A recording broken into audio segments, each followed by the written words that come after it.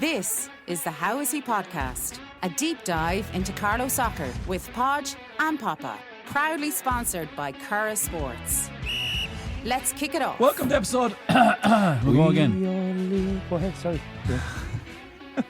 Straight away, starting off episode 57, and it's the 57th episode in a row. You started off absolute terribly. Welcome. Garbage. There we go again, twice. Do you want to get out? Do you want to keep going? No, I'm good. Go ahead. Like a shit heckler.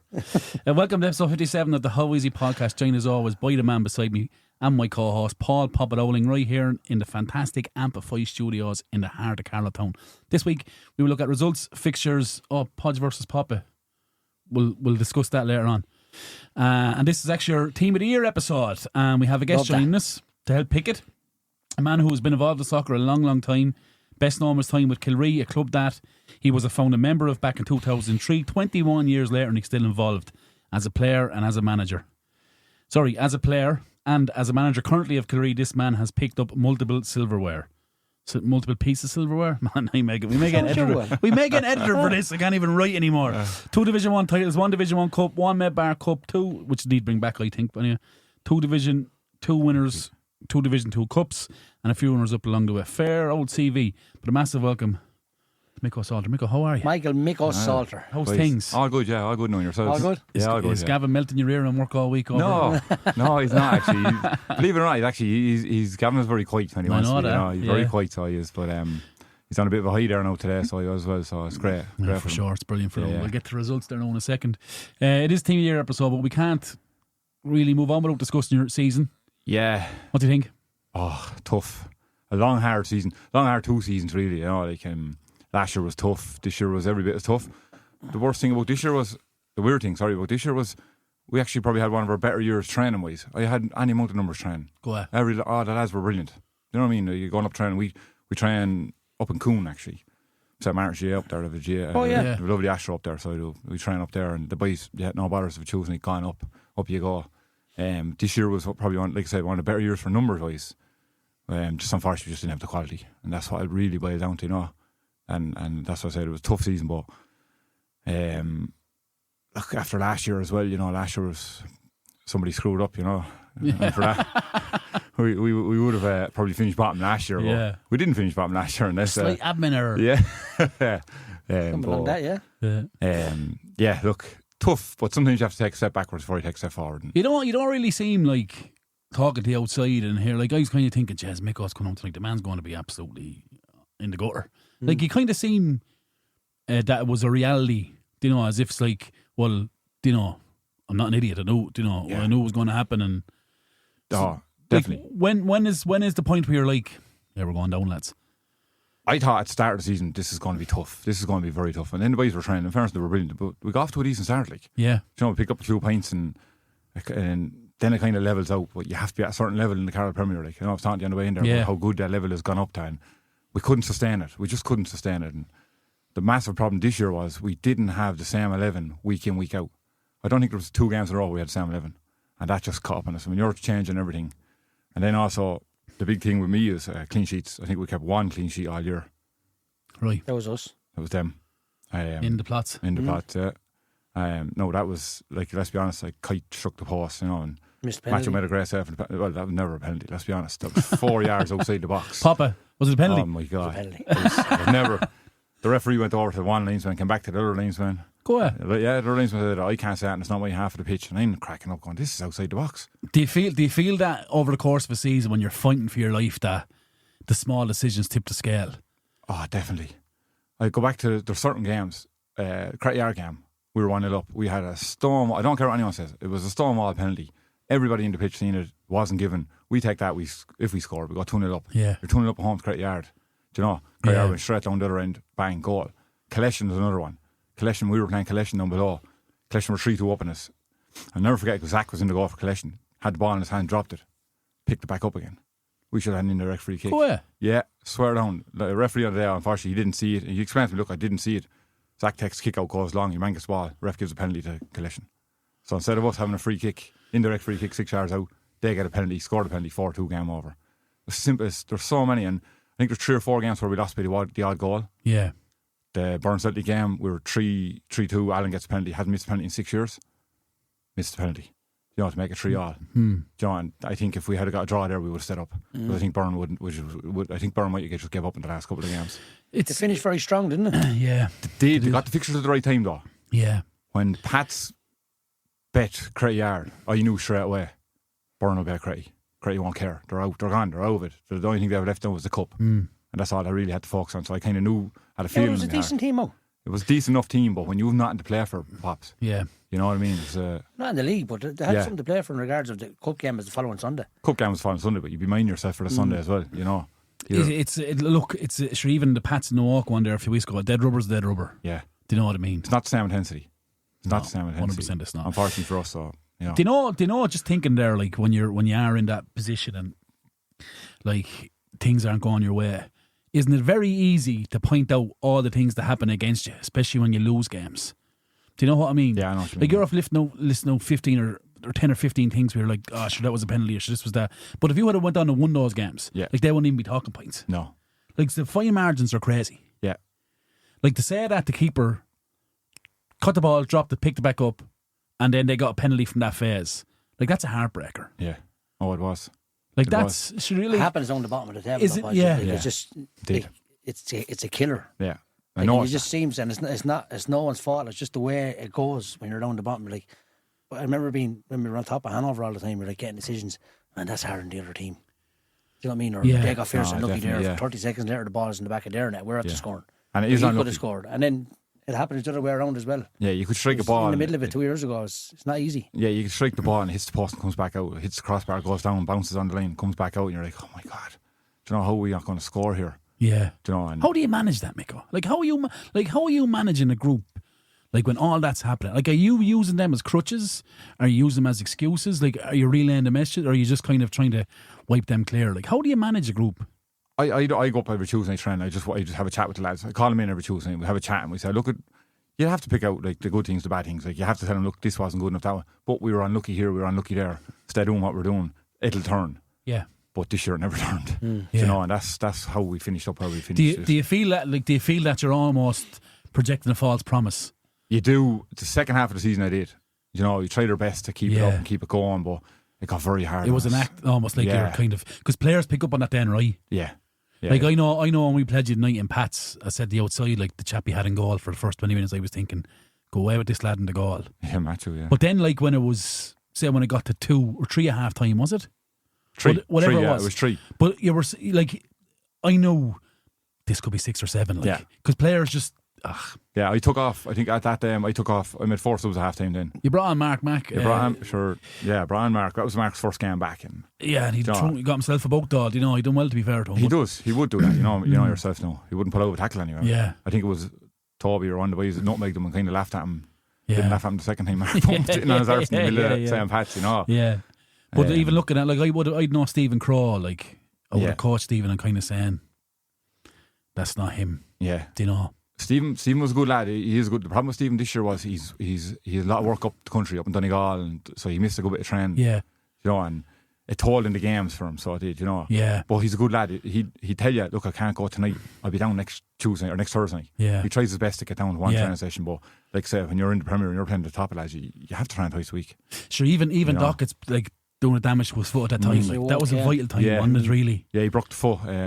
Look, it was a knot and tackle. It was, I think himself and Dickie went for the ball. It was just pure, the way it just happened. It was just pure luck. It wasn't filtered. Unlucky, sorry. No, it wasn't. No. Dickie won the ball and then just got, Docs went to clear and kicked his cog. And actually played on for another 25 minutes with a broken foot. That'd be him, all right. He did. Couldn't believe it. I was like, man, right? Like I said, I'll take you off. No, I'm grand. Eventually, he come up to me and said, I can't walk anymore here. Yeah. You know? I even went down and watched you the night he played Ballymurphy and Nurney. And I was just saying, like, even that night, I said, this team has zero luck. Yeah. Like, just no luck. Yeah. Like a penalty again. No, to be fair, Ballymurphy were decent, and I thought they were, well, when they scored, I was like, jeez, they're actually turning the screw here a little bit. You know what I mean? But I'm just looking at Killree, I'm thinking, the ball's going out wide, it's bouncing, hitting your man in the shin, going over a throw against you. It was just almost like, what the fuck have the boys done to deserve this? Yeah. Do you know what I mean? Like, I know that name Ballymurphy, I kind of have to blame that one. I think I only started one up front, and you know, it was supposed to be a one push into a 3, into a 4-3-3, and the boys weren't pushing up, and I changed it at half time. Yeah. You know, Brian Abbey and Frankie Dolan, I think, came on. And, I mean, 10-15 minutes later, I think we went from 1-0 down to 2-1 up. 2-1 up or 3-1 up or whatever it was. Yeah. And you missed penalty that night as well, though, right? They missed penalty. Yeah, they missed penalty. We scored a penalty. Yeah. Matthew set another penalty. Yeah. Yeah. So I suppose it's kind of, not that I'm coming from an arrogant place, but it's very easy to kind of manage a team when it's going well or coach a team when it's going well. Like even when a team is middling, Papa, right? Even when you're 4th or 5th, it's a lot easier. Oh, it is, yeah. But like when you're, and you know as well from a couple of years ago, like it's. Yeah. I'd love to actually see it, in action. How do you do it? Like, because it must be so different. See, we do everything right. Like we train every Tuesday, every Thursday. We do everything right. We lay out what we're going to do. We know what we're going to do. No, in fairness, the boys do train hard, but you're constantly down there. The problem you have is like when you know, right, just we're playing the walk away this Sunday, or we're playing Pats away next Saturday night, and you go to New York and you get hammered, and you're like, Jesus, who are we playing next week, lads? Oh, we're Pats away. Yeah. Then you're like, that could be another pain, and you try not. My main thing was not to let the lads get down. Yeah, you got to keep the hopes up. Thinking, hey, I pawned them off. I said, don't worry about these games. These are nothing got to do with us. Yeah, we just need to get these out of the way. Yeah, but I'm thinking, Jesus Christ, we can't get humiliated here. I'm trying my best then to set it up. And I do believe. Remember the night? I don't know if you remember the night we played Pats with the fog. Yeah. Yeah, that night was the one night I had a full squad. Night I set him up. I had a back five because I knew I set up with a back five, two left. It was still little for 20 minutes or so, was left back, left centre back. When Pats went down the wing, double up on him, double up down the right side, double up on him. I had the boys out on the pitch for an hour beforehand. Listen, this is where I want you to run. This is where I want you going. Had a proper midfield. Had Docks up front and so on, holding up the ball. I thought squeeze in the midfield. Type 4. So we had 4 midfielders give away the wings. Yeah. We double up on the wings, and I thought this game shouldn't be played. The fog was down. It was brutal. The fog was down. Terrible. I was out with the referees and Badger never opened his mouth. I was like, Jesus, Phil, you can't, you know what I mean? And next minute, 25 minutes in, 0-0. Joe Byrne puts up the flag, says, I can't see the far line. Dockus comes over to me, he says, don't get this game called off. Tell Phil said, or Ned Mann, I think was ref, and Ned said, I'll call you offsides. And we were like, yeah, no worries. Badger come across the pitch at 100 mile an hour. No, you might call it off, the game's not right. Badger knew really well his team worked on it, hadn't he? I don't care what anyone says. He didn't open his mouth for the game. Yeah. And at 20 minutes in, Badger came across, I seen this lad, it's not safe, we'll call it off. But he knew that night that it was brutal, his team, it was brutal. But what I'm saying was... It was in collision. Yeah. The collision game went ahead, yeah. Or but that should never went ahead either. Yeah. No, well, second half was fine, but it's just funny the way Badger came across the pitch going, no, call it off. He knew his team weren't on it. Yeah. And we were like, no, don't call it off, don't call it off. Yeah. It shouldn't have. No, but you're rightly so. Like, I suppose in the position you're in and the time of the game and where you are, and you're kind of thinking, this is, you're not getting your own way. That's it. But if you think of it from the reverse, you're saying we're playing Killree, who were low down the league on an Astra. Traditionally, don't really play here. We should win this. Yeah. I think that's what happened though. I think some of the past guys probably thought, here, we'll bet these guys anyway. Yeah. And they weren't on it. Like, let's be honest, they weren't on it. And I was loving this. And no one saying that you couldn't. The ball went to far wing. You're like, you have to wait till they came back in. You couldn't see it. Yeah. So it was the right decision by the refs. But I remember playing you in Pats the first season. Badger came in. We played you down in Pats, and we went 2 up, and you were 2-all within 5 or 10 minutes. So it was a mental game as well. Yeah. Like, and I look at that Killree, and I look at the Killree this year, and I'm thinking to myself, and I'll go back to the point I made at the start. I just didn't see the fire. I just didn't see. Like, we played you down. I've seen the fire in patches. Yeah. Is the best way to describe it without insulting anybody. That's what it was. It wasn't consistent enough. Yeah, you would have seen it again, because we were in the game. Yeah. Do you know, the problem was if we went 2 or 3 down, they were like, this is over. Do you know, you try your best when it's 2-0, you have a chance. But when it went 3-0 in some of the games, like I said, like going into most of the games, we only kept 1 clean sheet. Like, so I'm thinking, well, we have to score 2 goals here to get a result. Yeah. Straight away, you have to get 2 goals. We don't score 2 goals, and then you're playing like even like yourself. Then we went over to Hanover in the Platz. Like, I played with 1 up front, 5 across the middle, 2 wingers were supposed to. Like James Farrell had a great game that day, and you got the winner as well. But you have to, with the younger lads as well. Like, you have to get them up for it. Sometimes they're there. It is a generational thing. 100%. It is 100%.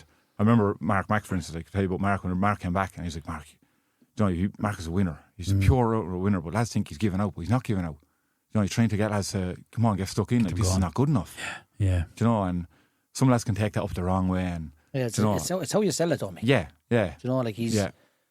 If you're a neutral standing at the game, you didn't know the man, you'd say, I don't want him around the place. He's a nut job. No, not because he's a nut job. It's just his body language. Yeah. If you didn't know him, the way he walks off a field, you're like, he doesn't care. Yeah. But if you knew him, it's the total opposite. It's the total opposite. Do you know what I mean? But if you're standing there as a neutral going, he's probably one of their best players, and 20 minutes in, 60 minutes down the line, you're like, He's gone off, man. He doesn't care. Yeah, no, he's... If you're a neutral. Yeah, I know what you're saying. Yeah, no. But if you know him, like I know the chap well. Yeah. And he's not. He's hard to play against. Like. Yeah, he is. He was very good now. Yeah. Like I said, no, he's just a natural winner. He just wants to win everything. And when, and in fairness, Mark was one of the older lads that, not just Mark, like, but that came through that team that I set up when we were back, 7, 8 years ago. Sure, I was over Vale. You bet us in the division, the Medbar Cup semi-final on the Vale one. He gave us a right band. Yeah, but we had some serious players. That was some team. Everyone forgets about David Owen up top. David Owen was brilliant for us. Unbelievable. Our jazz lad, he just run for you. Yeah. Do you know when someone just runs? Yeah. I remember playing I think it was your B team one day in that league, and the ball went from one side of the pitch over towards the house and over the far side, over East End. It was kicked out our line. No, Davey went down and he kept it. I don't know how he kept it in, whipped it in, and Dave McDonald buried the head. Yeah, couldn't believe it. Couldn't believe it. He was brilliant. Yeah, very attitude, good. everything was right about him. Brilliant. Yeah. But it is, do you understand the task to get back up? Like, can you be the Killree of old, or is it an evolutionary thing where you're saying, well, if we want to compete, we're going to have to bring in a different kind of player, or we're going to have to change our mindset, or what are you thinking about that? I think next year, like much and all this year was a learning curve for the younger lads, and there is a good few younger lads, like I was naming them out there, but next year will be every bit, because it'll be more physical. The first division is definitely more physical than it is of the Premier. The Premier is all speed and pass and move. Yeah. I think they'll learn a lot from that. Like I said, we do have a really good 14, 15, 16 teams coming through. So, the next few years, I think it'll be a few years, I think. Yeah. But it's coming. It is coming. There's you can pick 4 or 5 lads off the 14s, 15s and 16s team that you could easily say, they're very good. Yeah. There's a chap there played under 16s. I brought him up to the squad there this year, actually, played against Byrne down below. Yeah, he's coming through. There is that coming through with the younger lads that we have. We have to keep the lads that we have now, though. That's a position you've never been in before either, though, right? Where you have lads coming through from, say, 12, 30. That's brand new to you, isn't it? I know you had a youth team a few years ago, did you? We did. That's a long time ago now. Is it? I'll tell you how long ago that is. John Gladney, Bland Aware, Shablan's playing over 30. They were all in okay, right. Craig Isle. Yeah, that's how far back you're going. It's a long time ago, yeah. Yeah. Then for a long time, we only had the first team. We had no other team. We had absolutely nothing in the club, only the first team. So it was. And then... That's hard. I think we were the only club in Carlow, kind of, maybe Mill Celtic, that only had one team. Like, we had no juvenile set up, we had nothing. Had my first team, and every year, I don't know how we done it, but we still got our 20 lads signed up every year. Yeah. Even this year, I think, had 20 lads signed up. So the interest is there. Keeping it there now is another thing. And what's your recruitment like? Talk me through your recruitment process. I tell you the gospel truth now. You literally, the way I work it is, I want lads that want to play for Killree, I don't want to go begging lads. Yeah. I will ask somebody if he wants to play. If he's a bit of interest, I'll get him down. If he has no interest whatsoever, that's it. I'll ask him once and that's it. I don't. If he wants to go play for anyone else, no bother to work away. But I will not beg anyone to come playing for Killree Celtic. Never will. I never did, and I never will. How did you do in the head-to-head? Who was your biggest the Burn Celtic team, was it? They were the one that's close to the relegation, was you? Oh, we bet them once. They bet us. It was 3-3. Yeah. They bet us, and then the Bankstown game was the Bankstown bet us twice. Yeah. That was the big one. The one down below in Killree. I don't know. You were at it. Yeah. We were 4-1 down half time. Couldn't believe it. Yeah. We didn't deserve before. The goals you gave away was cruel. I felt so sorry. I was saying there, Matthew in the goal. Didn't make a mistake. Didn't make much mistakes all year, and unfortunately made 2 that night. He got caught under the ball from Keen's free came in from the halfway line. Matthew came over and just got caught underneath it. Which goes back to the point, Micko, that when it's not going your way, it's not going your fucking way. Yeah. Do you know what I mean? No, it's not. But what I done, Mick, when I was in that position, when it was us and Ballymurphy. Yeah. I had lads that was playing Gaelic and you was missing more Sundays. But whenever I was onto them every single week for 6 or 7 weeks, I don't give it. If you're going to a funeral, you're at that soccer game that day. Yeah. And it was the only 2 games I had the full squad for the year, and that was just to keep us up. Yeah, but I was saying... done that. That was my target in doing it. I think the Premier... I made a league within a league, is what I said before. Yeah, a mini league. Yeah. I was just like, 6 points and we're home. And we beat Ballymurphy in the Platts, and then we beat Ballymurphy down there. But and that was us safe. I was on the Podge on the way in here. Like, we finished on 10 points this year. We were on looking at we could have finished on a lot more. Like 10 points, 9 years on hand, keep a team up in the Premier. Yeah. Not anymore. Do you know what I mean? We finished with 8. Yeah, there you go. Set up. No, I think the Premier, even could in 3 years. 7. Yeah. 2 wins and a draw, maybe. I think we had. Yeah, and you would, true, sure. Do you know, I think one of your earlier podcasts, I think when the results were coming up, you were like, Killree of 10, sure. You said, no one will get relegated on 10. Yeah. But we did. No, sure. Your start, you had a great start. Like, yeah, we did. Like at Christmas time, I would never have said they'll go down. Yeah, I thought never. we didn't get picked up nothing 3 points after Christmas. Yeah, and normally second half of Christmas we're stronger. You know, but I'm for it, like I said. But the point you made the way up here was it is a different league now than even was 3 years ago. Like it's tough. It's a tough division. Very tough. Like very, very tough division. Sure, there's like to go unbeaten in a league campaign is extremely hard now. Yeah. Like Newark done it last year and didn't win the league. No. Yeah. You know what I mean? Went unbeaten, didn't win the league. But I also think a lot of clubs are only a couple of players away. I think Bagnestown are 3 players away. I think Killeshan 2 or 3 players away. Yourselves, Parkville, if they can take the finger out. Like, there's a lot of... Parkville are a team that always puzzle me. Everybody's the same. Yeah. I look at Parkville every year. I know Podge fierce well. And we do play them pre-seasons and everything. You go up and you're thinking, yeah, Parkville are decent. You look at the table every year, 6th, 7th. Yeah. They're down there. You're like, how were they down, so far down? Yeah. Like they bet in the walk there a few weeks ago. Do you know, they get results. I think you got a last minute winner against them.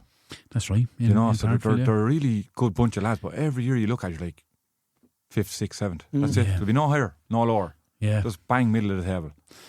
They beat Newark. I think we went over and played them in the Carlow Cup. And it's just be a tough game. And we only had to bear 14 that day. Yeah. Well, we won an extra time, but it's 2 different teams. Yeah, it's and you're like, which one's going to turn up today? Yeah.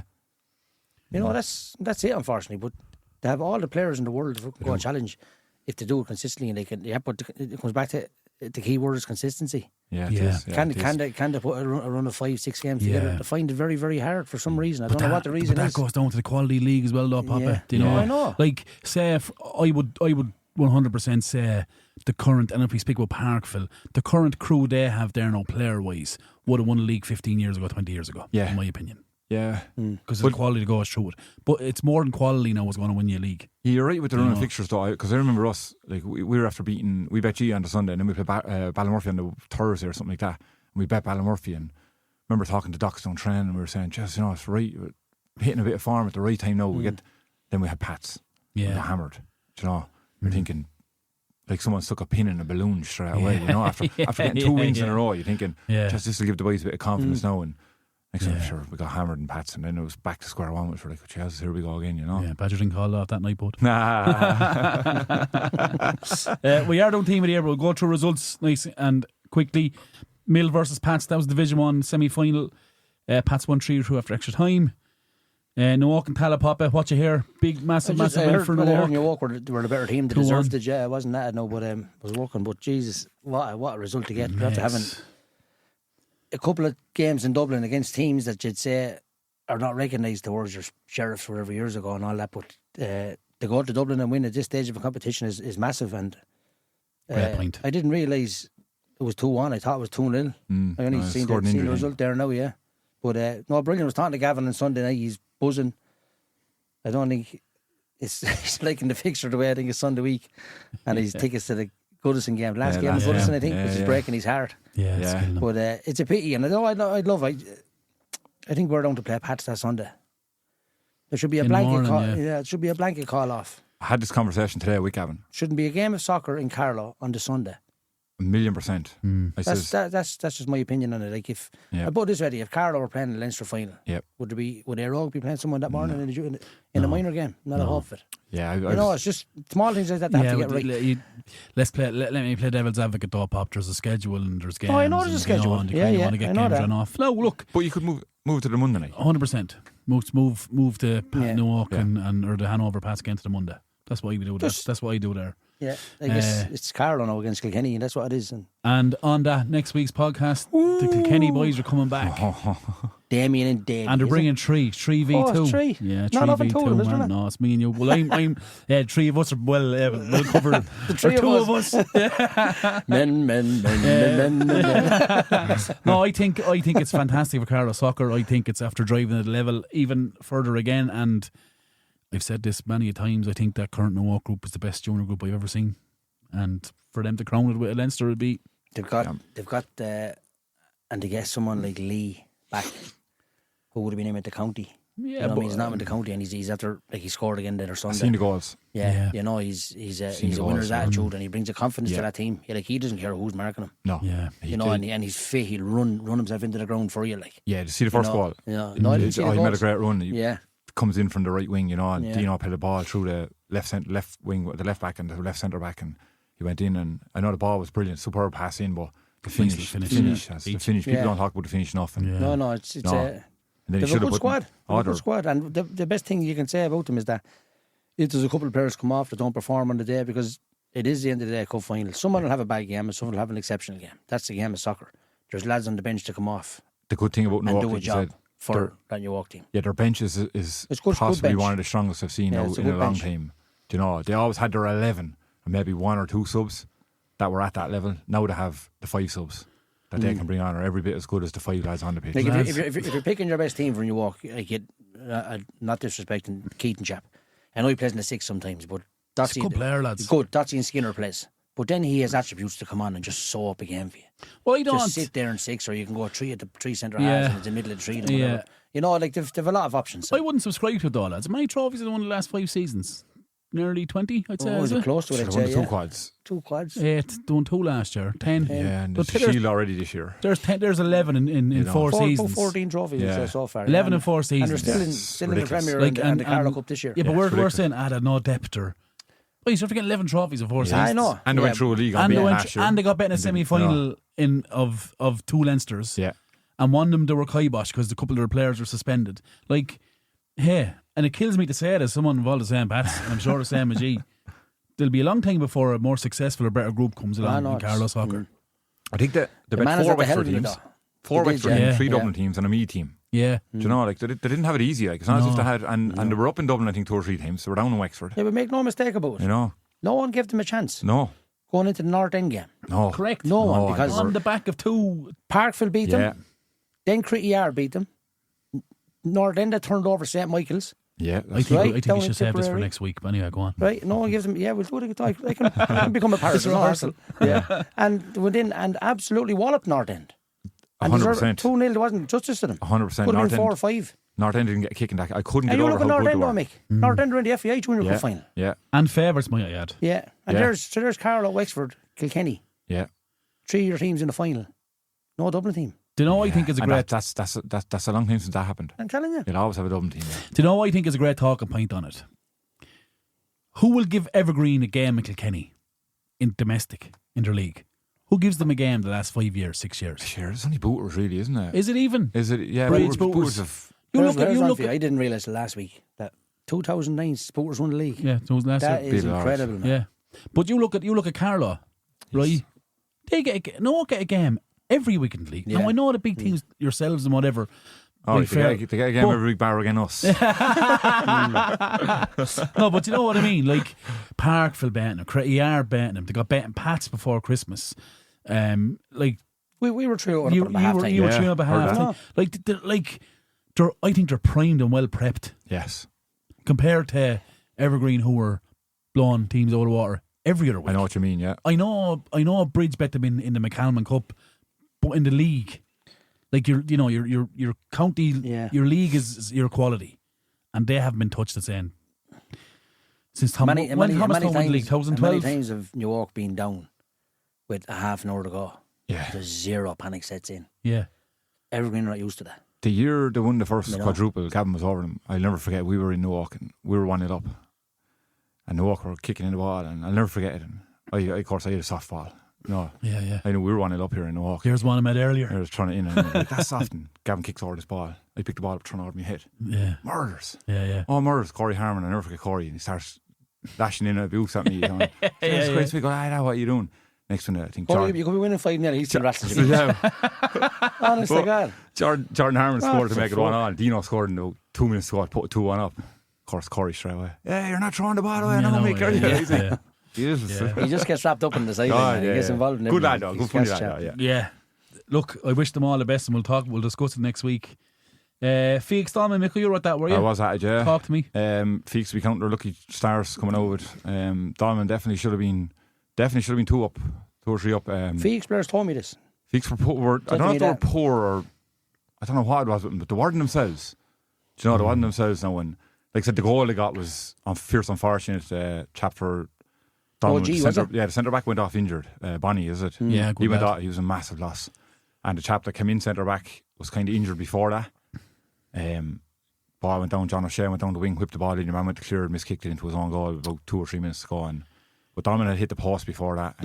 Had a goal disallowed for offside. Danny Thompson had a couple of free kicks, not like him. He leathered him, but didn't hit the target, And Feeks was just quite happy to get through that one. He's normally dead eye dick for him. Couldn't believe it, I was right behind him, behind the goal, and he had 3 of them actually in the first half, and he just didn't hit the target with them. And the goal was unfortunate, but Feeks will be relieved now to get out of that one. Cup final in now, is it?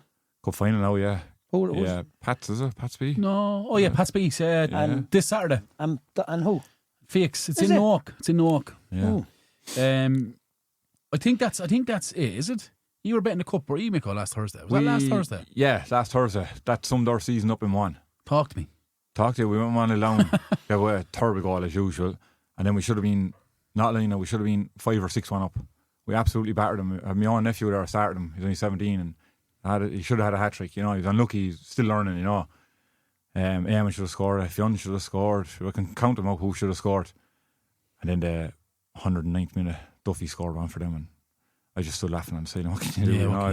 What can you do? You don't cry, you laugh. He's a great talent. That's it. Oh, Duffy's a great talent. Top player. Yeah, top player. 35 is back, Podge. 35 is back, Papa. I think we might park it. I think we might pull up the handbrake. I think we'll up the handbrake. I think we'll do 35's episode in 2 weeks' time with the latest results and moving and shaking. You must have scored the weekend. Do you want me to go through the results? Did you? I didn't play. Did you not play? Checkmate. Anyway, team of the year. Draft. Fill up the water there, Podge, before we start. Because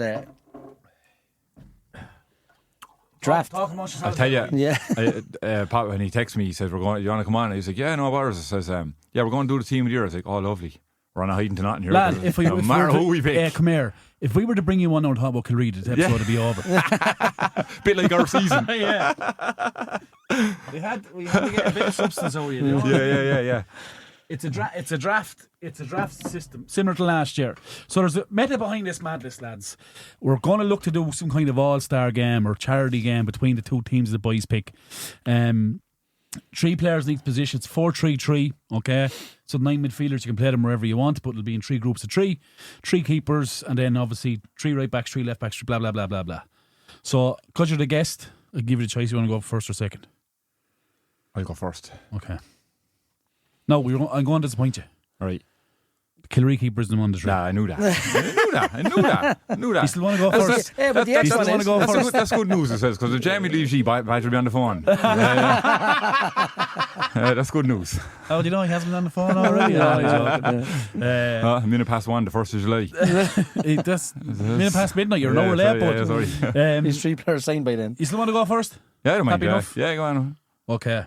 So you have Jamie Wall, Craig Carney or Ben McCarron.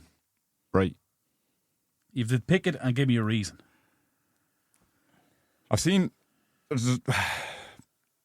Jamie deserves to go into it. And I'll tell you exactly why I think he deserves to go into it. Is because when Jamie left us, Jamie was a right back. You have to remember that. He wasn't a goalkeeper. He was a right back, so he was. And we were stuck for a goalkeeper on there. And Jamie said, "I'll go in the goal, lad." And Jamie went in the goal. We were playing Vale, I think it was, but he let one in over his head. He couldn't jump, and he thought, "This man, this is not going to work." And following season came back, Jamie went in the goal. But he was more like a right back thinking than a goalkeeper. The minute the ball went over the top, Jamie, poof, gone. And there on the side, going, "Oh, mother of Christ, this is 50-50 whether he wins the ball or gets sent off." That was where Jamie was. And I remember going to watch the first game of the season for Pats this year. I think it was against Yee. No, it was second game. It was the Wednesday night game, 1-1.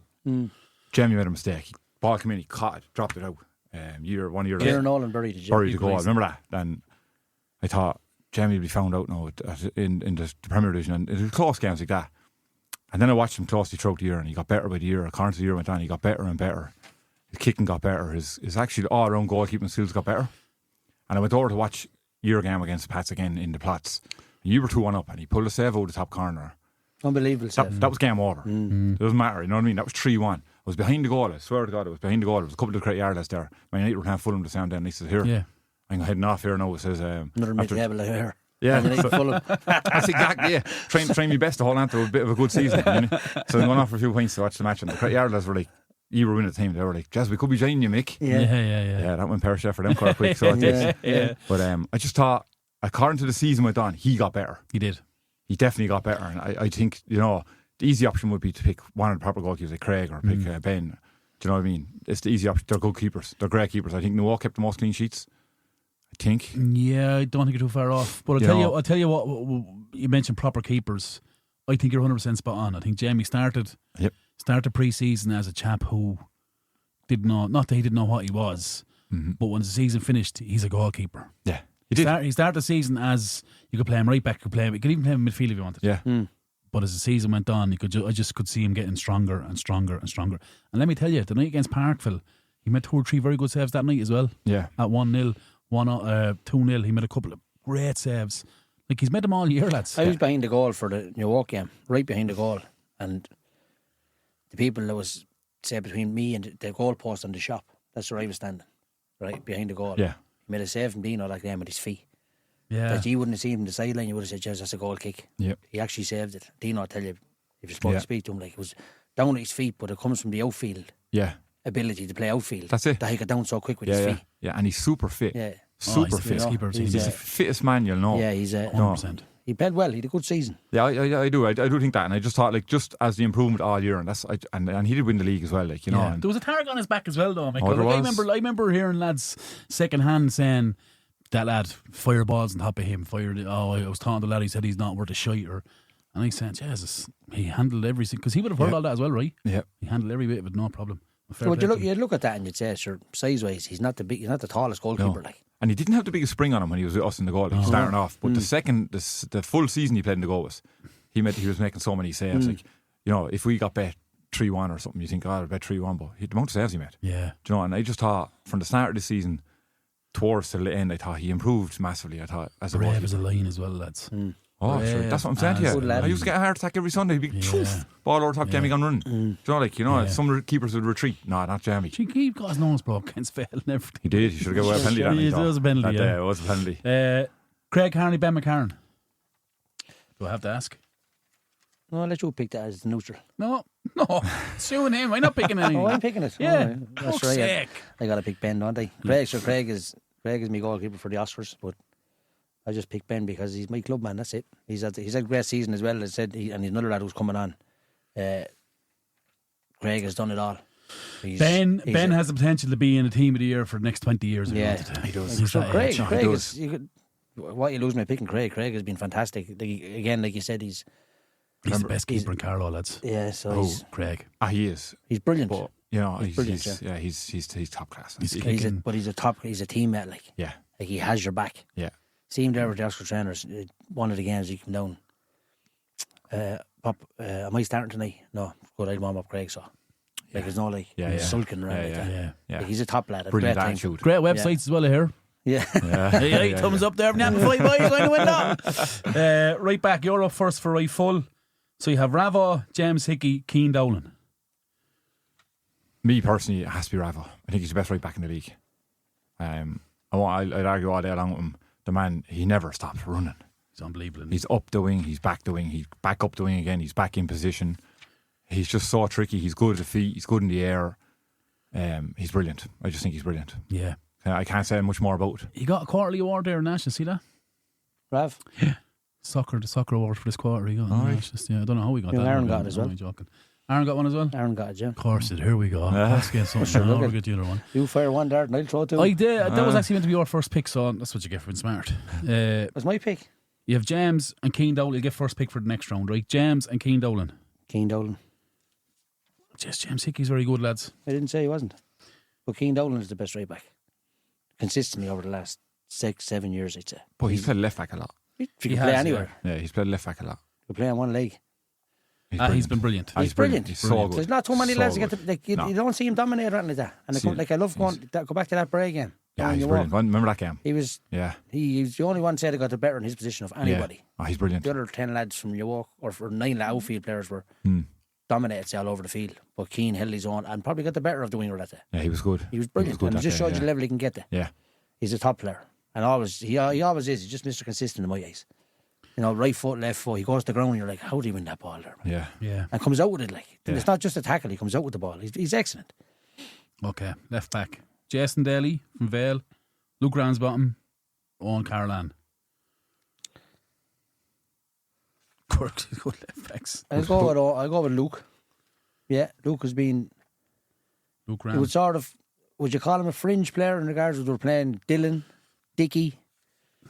The choice is there, but he's have to get a good run in the team, and his quality on the ball, his left foot delivery is spot on. His runs have gone better. That he's arriving at the right time, touch, whips it in, pulls it back. He does everything right. He's had a great season. He deserves to be in it. I think he's a great player. I'd agree. Yeah, I 100% agree. Yeah. I've been revving about him to Gavin for ages. Yeah. He was playing him up. He had him up, remember, up left wing, further up the pitch. No, he's a full back. And this year he brought him back, and I watched him closely against North End. Robbie Kane was on his wing for a while. Robbie got him once, I think, in the whole game. That was it. He was superb. Superb. He has one of the sweetest left foots on him as well. Yeah, peg. He's and you know what? He's one of these lads that he's so quiet on the pitch. You don't even know he's there, but he's brilliant. Yeah, imagine you can't pick him. Yeah, no, that's why I was picking that. I should have went for. Was it not my pick first? No. You had 2 first picks. Yeah. Fucking conspiracy theory, everything, isn't it? Yeah. Kevin Costner over there, draft game. You let Jason Daly or Carlos on Caroline. On Caroline. What do you think of it, Micko? I just thought Jason Daly wasn't as good as he could have been this year. You know, I thought he was really good last year. I just think I don't think he had his greatest season, Jason. You know, he didn't do enough to get into your team. No. Unfortunately, not with the lads ahead of him. You know. Yeah, you know. I think Carlos was actually our best signing this year. I think he met us when he came in. He fucking absolutely When did he unbelievable. join us? January. Oh yeah, no, yeah. I was talking to Joe Sutherland. I was like, "This is Park for the Who's we're playing." We 2 players. So we were saying to Joe, and Joe We're was French players, we're the Podge. Joe says to me, "It's not got to do with me." I think, "Oh yeah, no, boys, Joe." if any Febreze outside, there's a terrible whiff of jealousy in this room. You're up. Centre half. First group: Shane Buggy, Dotsy, or Adam McCarron. Dotsy. I think he's brilliant. He's a brilliant leader. He keeps the hole in the walk back line in tech. He's the one who keeps manners on a few of them in there, you know what I mean? I think he's superb. Has been for the last 15 years. Yeah, He'd be me captain every day. He's brilliant. He's just very good. Very good, and is always positive. Yeah. He's just a top guy, yeah. Nice guy as well. He's Jim genuine. Road Oscars him this year, like. Yeah. Nice guy as well. Real nice guy, real football man. Turns up training. If he can't train, he's there to show his face. He's there. It's not just a message. No, yeah. no, I remember he has respect for what he's involved in. That's what makes him a captain as well. Yeah, and I remember a couple He's a top of games last year. Gavin was telling me that the Astro killed him a bit, and he'd rest him, and that you wouldn't want to be rested. He's like, but he'd still be at training and everything. Yeah. That's the attitude you need to get where. See him in the dressing room before the Oscar training. What see the band he has? He's a band that goes up around his neck. It's like a fan belt of a car. He's like wrapped around his head. He's like just doing these stretches, and opening his glutes and all this. Like, what are you doing, man? Rambo. Yeah, no, he's brilliant. That leaves you with Shane Buggy and Adam McCarron. Adam has made a couple of mistakes in the last, this season. He knows himself that he's disappointed with, but Buggy's been brilliant. Picked up a few goals. Good goals as well. Yeah, he's a good lad. I like him. Got to stick with me club, man, Podge. So it's no problem at all. He's a good lad. Adam, when he's on his day, he's the best footballing centre half in Carlow. He's a good player. He's not a better footballer than Joe Gordon. Right, Podge. Wasn't that pushing? He's not a better footballer than Joe Gordon. Right. That's your opinion. Yeah, no, that's what's ultra same opinions. Opinions are like arseholes. Everybody has one. Yeah, no, yeah. Yeah. I know, yeah. Okay. Drop it on that. Swiftly move on there, Podge, quick. Next group, centre halves. Your first pick, Andy Kane, Joe Gordon, or Adam Doyle. Oh, Joe Gordon. Yeah. I pick Joe. I will pick Joe. Like I said, he's a top player. But no, I wasn't going against you because it was Adam. No. I genuinely, hand on heart, I don't think there's a better football in centre half than him in the Carlow League. Okay. His passing is I don't think he ever passed the ball where he doesn't break a line. Or it's not going to. He's a good lad, yeah, he's a good There's player. he has 3 or 4 assists from carrying it, stepping out and just playing one along the ground. Like, They're probably against us. Yeah. You're going with Joe? I'll go with Joe, yeah. But he's I think he's 2 ball in centre halves there, haven't they? Jesus, 2 lovely centre halves you know, actually, yeah. I That hope leaves you hope it's in a good picture playing. Could stay at the picture, Joe. Tom Brack United down there. Etch a sketch. Andy Kane, Adam Doyle and Cleshin. Andrew Kane. I think he's brilliant. He's very good. Unbelievable. Yeah. And I wouldn't mind, I was talking to him the other day before the Killree rematch, and he said to me, Jesus, I didn't have my best season this year, he says to me. And then he came out against us and he had a brilliant game. He's brilliant. I just think he doesn't panic, so he doesn't, and he's always trying to play out. You'll very rarely see Andrew going along with the ball. No, but then he's comfortable marking someone. Yeah, doesn't matter. Well, lads, we are many defenders now don't want to mark. Yeah. Oh, give me the ball at 50 yards. I can ping balls here or there. Yeah. If you popped in an Adam McCarron or Joe Gordon beside Andrew, and Andrew, you're saying their centre forward goes into the 10 and gets the ball, follow him in. He'll follow him in. Yeah, he's very good. And his magnet. Yeah. Well, I'll give you. Okay, no Skinner, no Craig, no Mikey, no Oshie Dillon in that. Like, there's 4 centre halves. Like, I don't think Carlow's ever been in such a good place for centre halves. No. Yeah.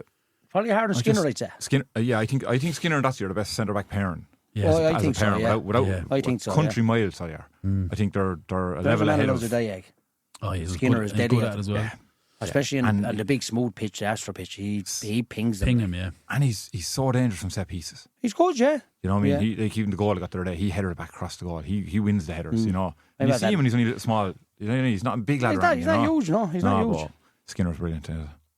I think we're at a wealth of centre halves. I think we've a fair whack at them now playing like at a really decent level. I think you could have 12 of them that you could put into a team of the year. Do you know what I mean? Centre midfield, first group, as I said, it's a 4-3-3, so 3 groups midfielders. You can put them wherever you want. So 6, 10 or 8, whatever you want to do with them, right? Who's up first? You, Micko, is it? Oh no, it's not you, Papa. Yeah. Dean Kelly. Thank you. Right, just give me my options there. Yeah. Killian Fagan or Keane Doyle. I thought Keane Doyle against G was unbelievable. Keane Doyle had a rock. I tell you how good Keane Doyle was this year. Like, Keane was so good this year. Like, they didn't have Danny till after Christmas. No. Do you know? And Keane was in the middle of the park. He got so many important goals for them as well. And then when Danny came back, he just took it to another level. He had someone to aim for. You know what I mean? He comes alive when Danny's in the pitch. Yeah, he had someone to pick out. You know, and you watch it, everything. And I watched him a few games, even in Burn there a few weeks ago when they were 3-1 down and Keane got a rasper of a free kick. He has a serious left foot on him. And peg. He I think a good one as was last year. I know Bankstone didn't have as good a season this year, but I think Keane had a good season. A better season than he did, like, you know. Would you go with him over Killian Fagan? Is that the options? Yeah, Killian or Keane, you have to pick. Yeah, I think if you had a 6, you put Keane 6. Well, he's not. He doesn't run in behind, does he? He's very good. He's a totally different player than Killian Fagan. Yeah, Keane's is brilliant at arriving for. Do you know, the ball goes to Danny or goes down to just on Bankstone, it goes down the wings, right, and Crookie around the wing, you cut it back. Keane is on the edge of the box. And then he's back into his position. You know, he's brilliant. But what I'm saying is, if the team is playing a high line, the 6 doesn't have to worry. If Keane is a 10, you don't have to worry about him running behind. He doesn't do it. No. But if the winger goes down or the fullback goes down, it's like he's going to. Where is he now? Yeah. He's going to arrive at the right time. No, you're right. Where Killian Fagan runs in behind. Yeah. You just said it, Papa. Do you know what I mean? Arrive at the right time. Yeah. But like you can pick any of these and put them wherever you want in the middle. So you'd go with Keane and put him in the 6. I'd go with Keane in the 6, yeah. Right, okay. And where are you going to put Dino? In the 8? 6, 8 and 10. He can do the 3 of them. Okay, just in the field. Yeah. He's just there, yeah. Yeah. I think the night I seen Keane play against us in Pats when we bet them 2-1 or 3, whatever it was, and I thought he was outstanding. Yeah. Like, he was a magnet to the ball. Like, he just screened so well. If he's in trouble, he can. I know he's probably left-footed, but if he's in trouble, he can go around and just play a pass off with his right. He's a clever footballer. But then went down and watched him tonight against G, and it was a different version of him where he had to roll up his sleeves, and he got a hat trick, right? Yeah. But he was so industrious. Yeah. Like, he covered ground, broke up play, got ball forward, and for a chap so young, demands. Yeah, he looks for the ball every time. But he demands the same of everyone else. Like, he's a narky cunt on the pitch. There, he flew into a tackle. Now, nobody looked for free round, but Phil blew for a free. But it was a cruncher of a tackle against Dara, chat for me. Yeah. He got booked for it in the first 10 minutes, and he thought, you know, if you're playing again your luck, that's what you want to see. Yeah. Do you know, of course it is, yeah. You do. You want to see you fly into it. Like, let them know you're in a game. We stood at the back of the goal at them. We're like, I can't believe how tame this game is. Like, yeah. I was expecting fireworks. Like, there should have been, but early goal, I think. Kill us. Yeah. The third goal killed us. When we got back to 2-1, but I'll still go back to it. Like, I know we're going off subject, but that goal goes in 1-1. Another one that was flagged for us. Yeah. It's a different game. Should never have been flagged. Different game. Should never have been flagged. Just on Dino, he has a great season every year, right? Yeah. But I think this is nearly his best season he's ever played. In regard, like the goals he scored. The amount of game time he plays. Yeah. He's never injured. That's nuts, isn't it? Oh, I'm telling you, I when you train with him, you train with the Oscars, how fit he is, like he drops off as a 6 to start of the game just to get into the game. But then when it gets busier, the game, he's running in behind, and the run is on the money all the time. The pass is on the money all the time. He picks up the 5 minutes of free kick. Oh, here we go. Yeah. You can see goalkeepers making bigger walls now and taking lads out, and they're going short a couple of times now. Getting he's just. I think he's the best junior soccer player to ever play in the Carlow. He's superb. And you watch a lot of the Newark teams. Like Gavin will say, "I'll change the team now tonight or tomorrow night, for instance. I'll change it maybe Sunday." No, Dino play. Dino will be in. Yeah. Dino will be. He'll want to play. It's not. It's Gavin will probably want to rest him, but Dino will be like, "No, I'm playing." But even when Gavin is on it and you speak to Dotsy and all this kind of like I'd be speaking to Oscar trainer games and Gavin's on the podcast, he cracks his standards in training is not good enough. Yeah, he tells me that. Yeah. Do you know what I mean? And that's the standard he sets. And sometimes he does it without even opening his mouth. If he's willing to run if the best player in Carlow is willing to run the extra yards, the other lads react around him then. Yeah, follow suit. Don't Honest to God. It's like following the leader. And if a great that middle tree is the hardest tree to play against. Him, James McGrath, and Jordan Herman. The rotation in that is sick. Yeah. Sometimes King Killree.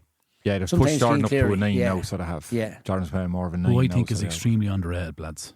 I do say that in work with him. I think Jordan's better in with Dean. I wouldn't touch that middle tree. They don't really have a 9. And imagine if they did have a 9. I'd play it. But Davey, they don't do the 9 for him, no? He plays on the right of the tree. Kind of inside, inside door, right? Right, he plays on more of the right of a tree. When they play the 4-3-3, he plays on the right of it. So I play Jamie Farrell up there. Jamie Murphy, sorry. I think he's hurt, is he? No, I don't know. Well, if they had their best team, I just think he's a natural goal scorer. And I think Jordan is better in the middle tree. Yeah. But I do listen to people talking about Newark needing 9. Like, do they really? Like, they've goals from everywhere, lads. Yeah, they do, yeah. There's like, they're playing, I know they played Jordan in there, but he's kind of more of a false. Like, would a Callum suit them? Like Callum's type of player, or would a Dockett's kind of player suit them, do you think? I think Danny Dale is something down to the ground. I think Danny would suit anyone down to the ground. I do. I think with the wingers running off him, Danny Dale can hold the ball up no matter who's there. You ain't getting off him. But even look at the goal Dickie scored in the last round in Leinster, right? Yeah, that's what I want to say to you. Tell me a player in that Newark squad that hasn't scored. Yeah, like they've goals everywhere. Apart from Craig Harney, the goal. Yeah, it's true. Well, I think it's a myth. I think there's 2 big myths around that group. They've no depth. All right, 11 trophies in 4 years, and they've not. They need a 9. No, they fucking don't need a 9. They're in Leinster final, lads. I think a lot of people compare that because they're idiots. No, yeah, moving on. No, but they do. There is to compare it because of the centre forward you have. And it's he's now centre forward, but it's a different team to way. 100%, yeah, 110%. And you know what it is? If we went out on the Newark template, we wouldn't have won the league, and we wouldn't match them. No, I don't think any team would. No, but if they went and tried to do our template, they probably couldn't. Well, they couldn't do your template without someone like your centre forward. That's what I'm trying to say. It's a different way to play. Yeah. The style to play, the system to play. I keep saying it, the wingers inside, the third man run, diags into that area. Everybody knows their job. They're nailed. They're nailed on. I still think if they had a proper, I know you're saying no, but I think. I'm not saying that a 9 wouldn't go in and play with them, but I'm saying, what's the big ask? Do they really need one when they're scoring loads of goals? You go back 2 years ago when they won the 2 qualies. Remember Cody Mulhall was come in? Yeah. My God, he was something serious. Was he top scorer? I think he joined late in the season, didn't he? He joined in January. He was at Clonmullion, you see. He joined in. He done a full season, did he not? He didn't. He left after. Sorry, you're right. I just think, and I think, and if you're talking about Newark, don't get me wrong, it's apples and pears, isn't it? It is. It is. You throw someone in there and it falls apart, like, sure, why fix something? Yeah, exactly. Yeah. It's an argument, but the way to play soccer, they don't need a 9. No, it's brilliant. They're brilliant to watch.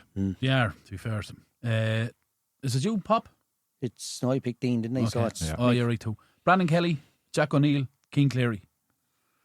Brandon Kelly, I think 10, 6, 8. 8.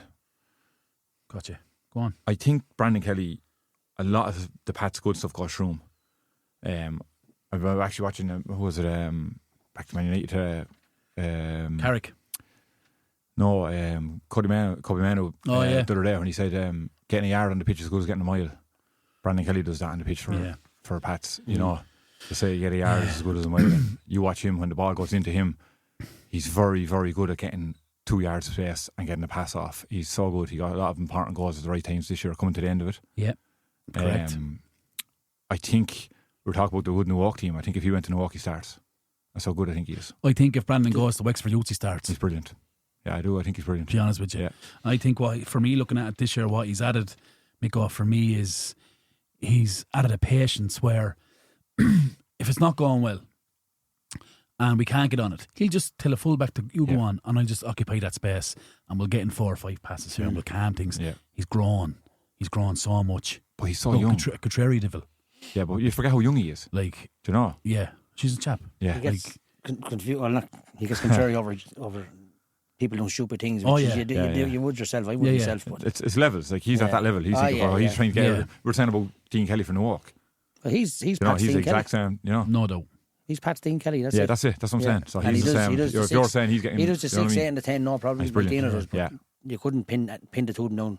Do the 6 or do the 10. Just let them do what they do. Supervision. Let them do what they do. He does. Yeah, you have other players around them. Unbelievable vision. Like a 6 to complement Dino, and you have a 6 to complement Brandon. But if a player around him is clever and Dino drops into the 6 or Brandon, the other players to learn to step on because they can do any role. Yeah, they're brilliant. No, they're brilliant. He's a lovely fucking fella. I swear to God, he's a gentleman. Oh, gentleman, and loves a pair of shorts as well in December. But I was going to say his vision. Like some of the skies on Brandon's passes. Yeah. Like he gets on the ball and you're saying, where's he going with this? And he cut one back and like all of a sudden the lad is in on goal. I didn't even see that. The ball for the first goal against, I think it was the Kilkenny and the Oscar Trainer. Yeah.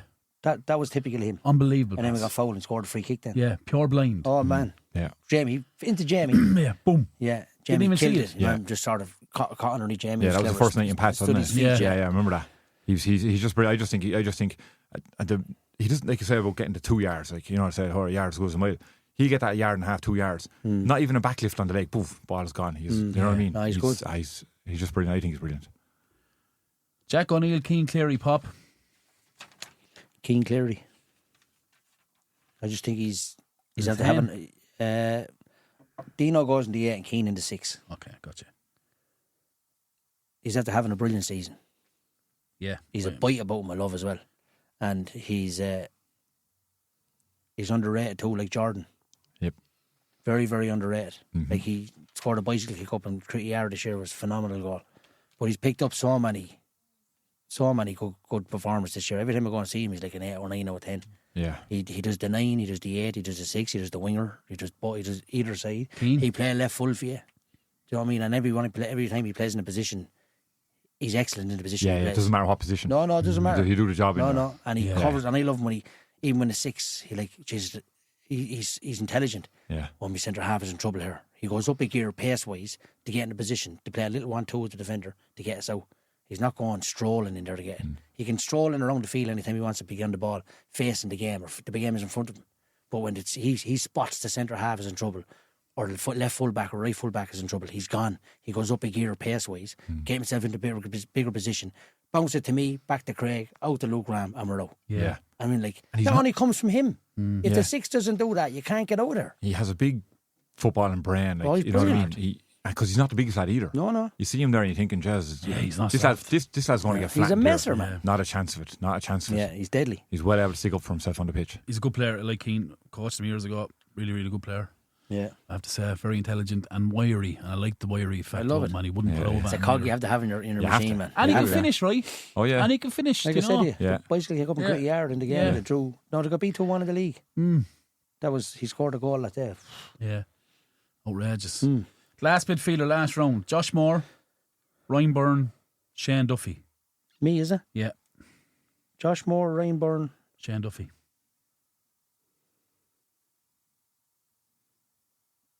This is a podcast. No one's pressed pause. Where's the submarine? I'll go. I think Josh should have a fantastic season. I'm going to push on Keane and put Josh in the 6. Gotcha. Yeah. Josh has been brilliant. I think he played a couple of games for Pat's left full and then they signed Carlos, and he's excelled in the 6. And he's if a team gets physical around him, he's a better man to get physical with you. No, he's been brilliant. He's been brilliant. I'd say consistently Pat's one of Pat's best players. He's a winner, isn't he? Pat's best player in the conversation there. Since Christmas, anyway, yeah. I think since the day he came in, since the night I seen him in training and put my arms around him. I know. Josh is, well, I'll tell you what he is, and it's like the thing I said last week. This is how you know Josh Moore is really good, right? When the very good players get tired, the Josh Moores get the better of you because they don't get tired. No. So anything he lacks in Dean Kelly quality, he's going to give you a work rate, and he's going to give you attention to detail. Yeah. There's a snippet of our game in Critty Yard where we were up the pitch. We think we were winning 2-1 at the time, or 3-2. We were up the pitch and the ball goes into the keeper's hands and he launches one. And there's one player, this is like the 79th minute or something. There's one player winning the race back towards St. Pat's goal, Josh Moore. And I think he was the highest player in the attack. There you go. The night we played G, our second goal in the corner. Yeah. He scrambled back with a couple of other players. He scrambled the whole way back into the corner, about 50-yard run. And turned over the ball. That was a really good goal, actually, because it was worked out really well into Joe Gordon. Yeah, and really good goal. Do you know them players who love the donkey work? Yeah, they are priceless in the team. Yeah, they are the players you want because when the very good players get tired, them players come out on top. They're brilliant. Yeah. I thought he's had a fantastic season. He deserves to be in it. A great lad for the club and a great lad all round as well. An absolute gentleman. And what Carlow's GA's lost, I'm going to do one thing, is Carlow Soccer's gain and St. Pat's gain. I hope he says that forever. It's up to you, Micko. Ryan Byrne, Shane Duffy. Poor old Duffy broke your heart. Do you know what? I had this conversation with a lad the other day. I'd put Duffy in. I think he's brilliant. I think he's awesome, yeah. I think Byrne Celtic or Shane Duffy away from being relegated. That's how big he is a player for him. What a fucking statement that is. No, and that's the truth. Yeah. And I think if Shane Duffy is injured or anything for Byrne, they're in big trouble. We played Byrne Celtic twice this year. Shane Duffy didn't play against us twice. There you go. Where? No, he was skiing. I got Tom Bigley brought him away skiing. his nephew. For the trip. Yeah, his nephew. Go bring him over to Finland, wherever he's going. Brought him over, and then he was away for the other game. But we beat them handy down in Byrne on the Saturday night, and then we beat them in the Platts where I knew he was going away skiing with Tom and that. And you have a manager. The greatest respect you give him is that if you're coaching against him, you have a different approach when he's on the field and when you don't. Your tactics are different. Yeah, I fully agree with you. And I am, like I say, I know I go back to saying, like, Byrne Ara, Shane Duffy away from being relegated next year. He's a class player. It's a fair statement, Micko. I know, and I stand by that. Like, he dragged them out with so many holes this year. You look at the Parkville game, 1-0 Duffy. Yeah. Killree game, Duffy got the goals. Well, if Byrne Celtic scores, he scores. He scores, yeah. He's the one who scores all the time. He scored 2 up in Critty Yard. And he's deceptively quick. You think, with the ball at his feet. Like, some lads can kick a ball and run. Yeah. Not that quick. But this man can get a ball at his feet. Let me tell you something. And run. That man is on serious demand. Yeah. Rugby. The rugby is calling him. The county is calling him for the football. It won't go in. The Ballon. Loves Ballon playing football. Yeah. Ballon with the soccer. One chap club as well. On my God. Yeah. Wait till the first of July and he gets a knock on the front door and his Badger standing at the door. Poor old Badger's getting hammered. And you won't go after Shane Duffy. Shane, I'll never tell you how good you are. Let me in there if I tell you. Badger's going wrong with his Shane. He's yellow tie. Poor old Badger, I'm so sorry. Badger, you know what it is? People don't know the real you.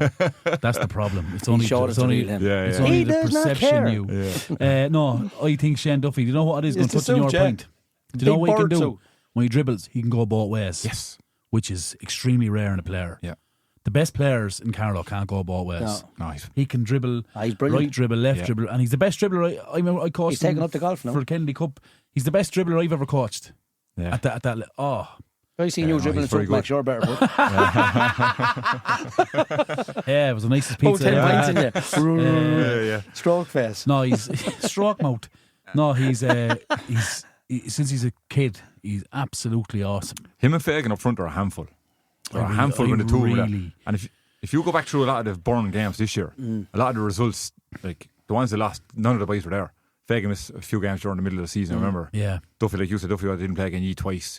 But then you go to a lot against the one, the boys are there. Oh, yeah. The 2 boys are there. Oh, yeah. It's not just one of them, you know what I mean? You have to have them for the year, though, if you want to do well. That's what I'm saying to you. Like, you take Cup semi-final coming up now. And and they're after having a really good last 5 or 6 games. They'll be right at.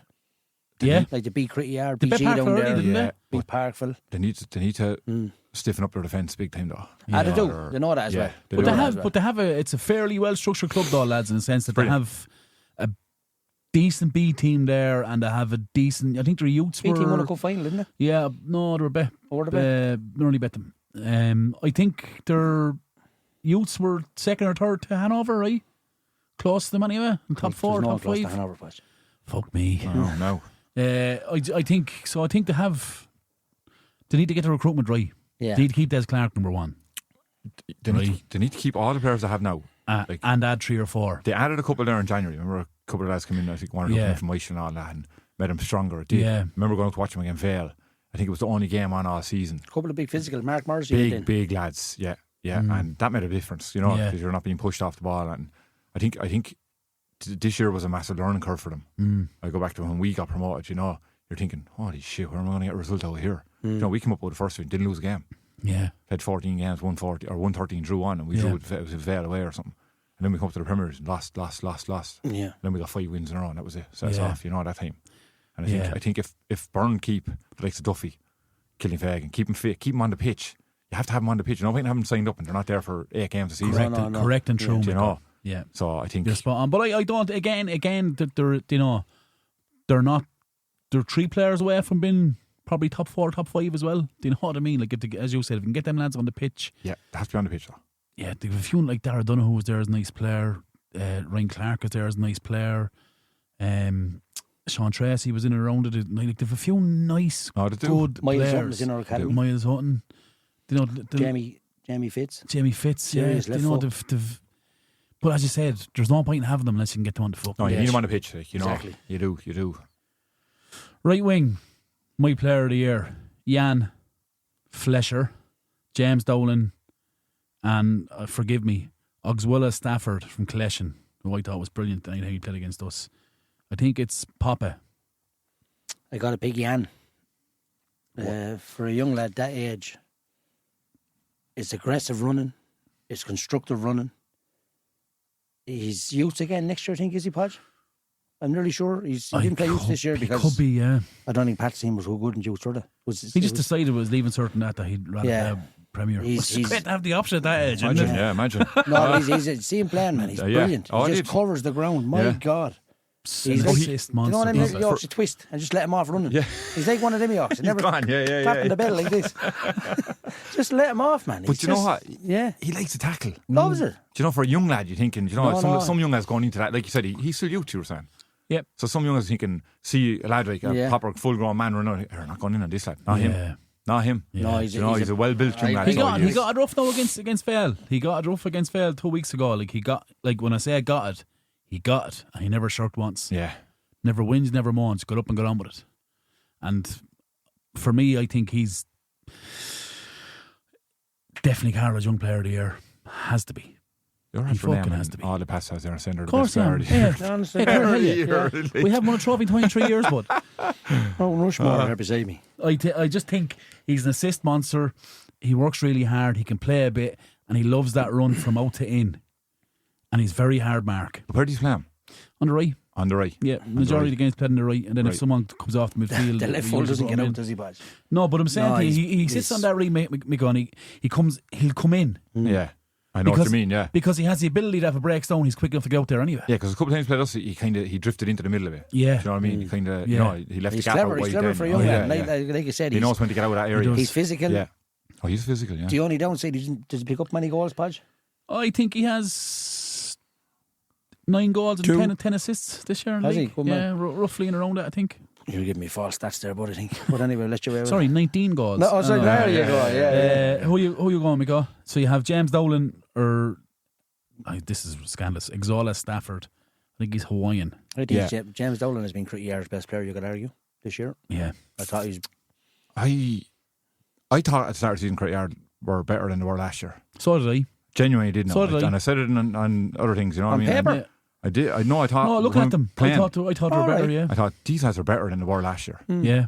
And they kind of half disappointed me throughout the season. You know, they got a couple of bad results, but then when I looked at the results, I think Vale bet them. Comfort wasn't there. You take Comfort out of that team, they're a different kettle of fish. Like you're on about lads organising this team or that team. Craig Comfort organised that whole backline for. Oh, he does. For and in front of him as well, by the way. Yeah, because he came down to us today as well, and I thought he won't be back. Of course, he was back. Yeah. Bet's 2-1 down below. Yeah, but if he's not there, if he's there, if you're not working, you'll know about it. Yeah, and you can say the same with Mikey as well, though, right? Yeah. Mikey's been a big loss from this year as well. Yeah, he has been. Yeah, you know, he's That back three last year was how many games did they win 1-0 last year? Unbelievable. I couldn't get up. I've had loads of their games last year. Yeah. 1-0, 1-0, and the goalkeeper. Do you know? Everyone, loads of people think, this guy can't be that good. He's unbelievable goal. Jesus Christ, lads. He made a a save against us in the Blotts yeah, with a 1-1. Yeah. Last kick of the game, and he's like, how did he get down to that? Yeah. And you're like, he's a big lad, like. Yeah, but how did he get? It was brilliant. I said, he's brilliant. Christ, that's why. Yeah, that's what I'm saying. People see him and think, I think Nathan was refereeing and he just gave out for a corner. I said, did he get at the end of the game? He got it. Touching that. He said, yeah, some save. Great save, yeah. Oh my God. Yeah, he's done really well, yeah. It's funny you say that because I actually looked at him a couple of times this year, early in the season as well, and I thought to myself, oh, Jesus, these are 100%. These look a lot better than last year. Yeah. I remember talking to Martin Rees now at the back of the goal, and he's like, you feckers have made a layer of me. I says, I thought you were better than all. But then they were back in it. They got back into the league out of nowhere. Yeah. Everyone's saying that's a 2-horse race now. And then all of a sudden, Cretty went on a run of betting teams. Yeah. So they did, because they got a few bettings along the way. It's not like them. They did, yeah. They got, yeah. It's not like them playing six goals here or there, Yeah. And then they got back into the league. And I thought, these guys are back in it again. And look, sure, the Pats one was killer then. Pats bet them, that was the end of that. Yeah. That was the end of that. And actually, I think what else didn't help them was remember when Pats bet G came back and bet G that day? Kind of deflated them a small bit. So the following Sunday they drew with us in the Blotts. Yeah. And then they got bet by Pats the week after, and that was nearly 4 points. 5 points dropped straight away. Yeah, yeah, and that was it. That was them gone out of the league. Because Cretty Yard beating the Walk at the time was the worst result for us. Yeah, because it kept 3 minutes. Yeah, yeah. So it was the worst result for us. Yeah. Who'd you go with, James or Mr. Stewart? Stafford. I think. What do you think of him? I think he's very good. Yeah. I think. Collection finished 4th this year, lads. Do you know what I mean? And I've watched a good bit of them as well. Their squad is very thin. Do you know? I think I watched them. They came to Killree. Lads away and lads here. Yeah, they came with 14 players to Killree. They were again Baggingstone. I think a couple of weeks after I was over the pitch and put, and they only had 12 players. Yeah. Do you know? And you're thinking, Jesus, they can't stay. But that's.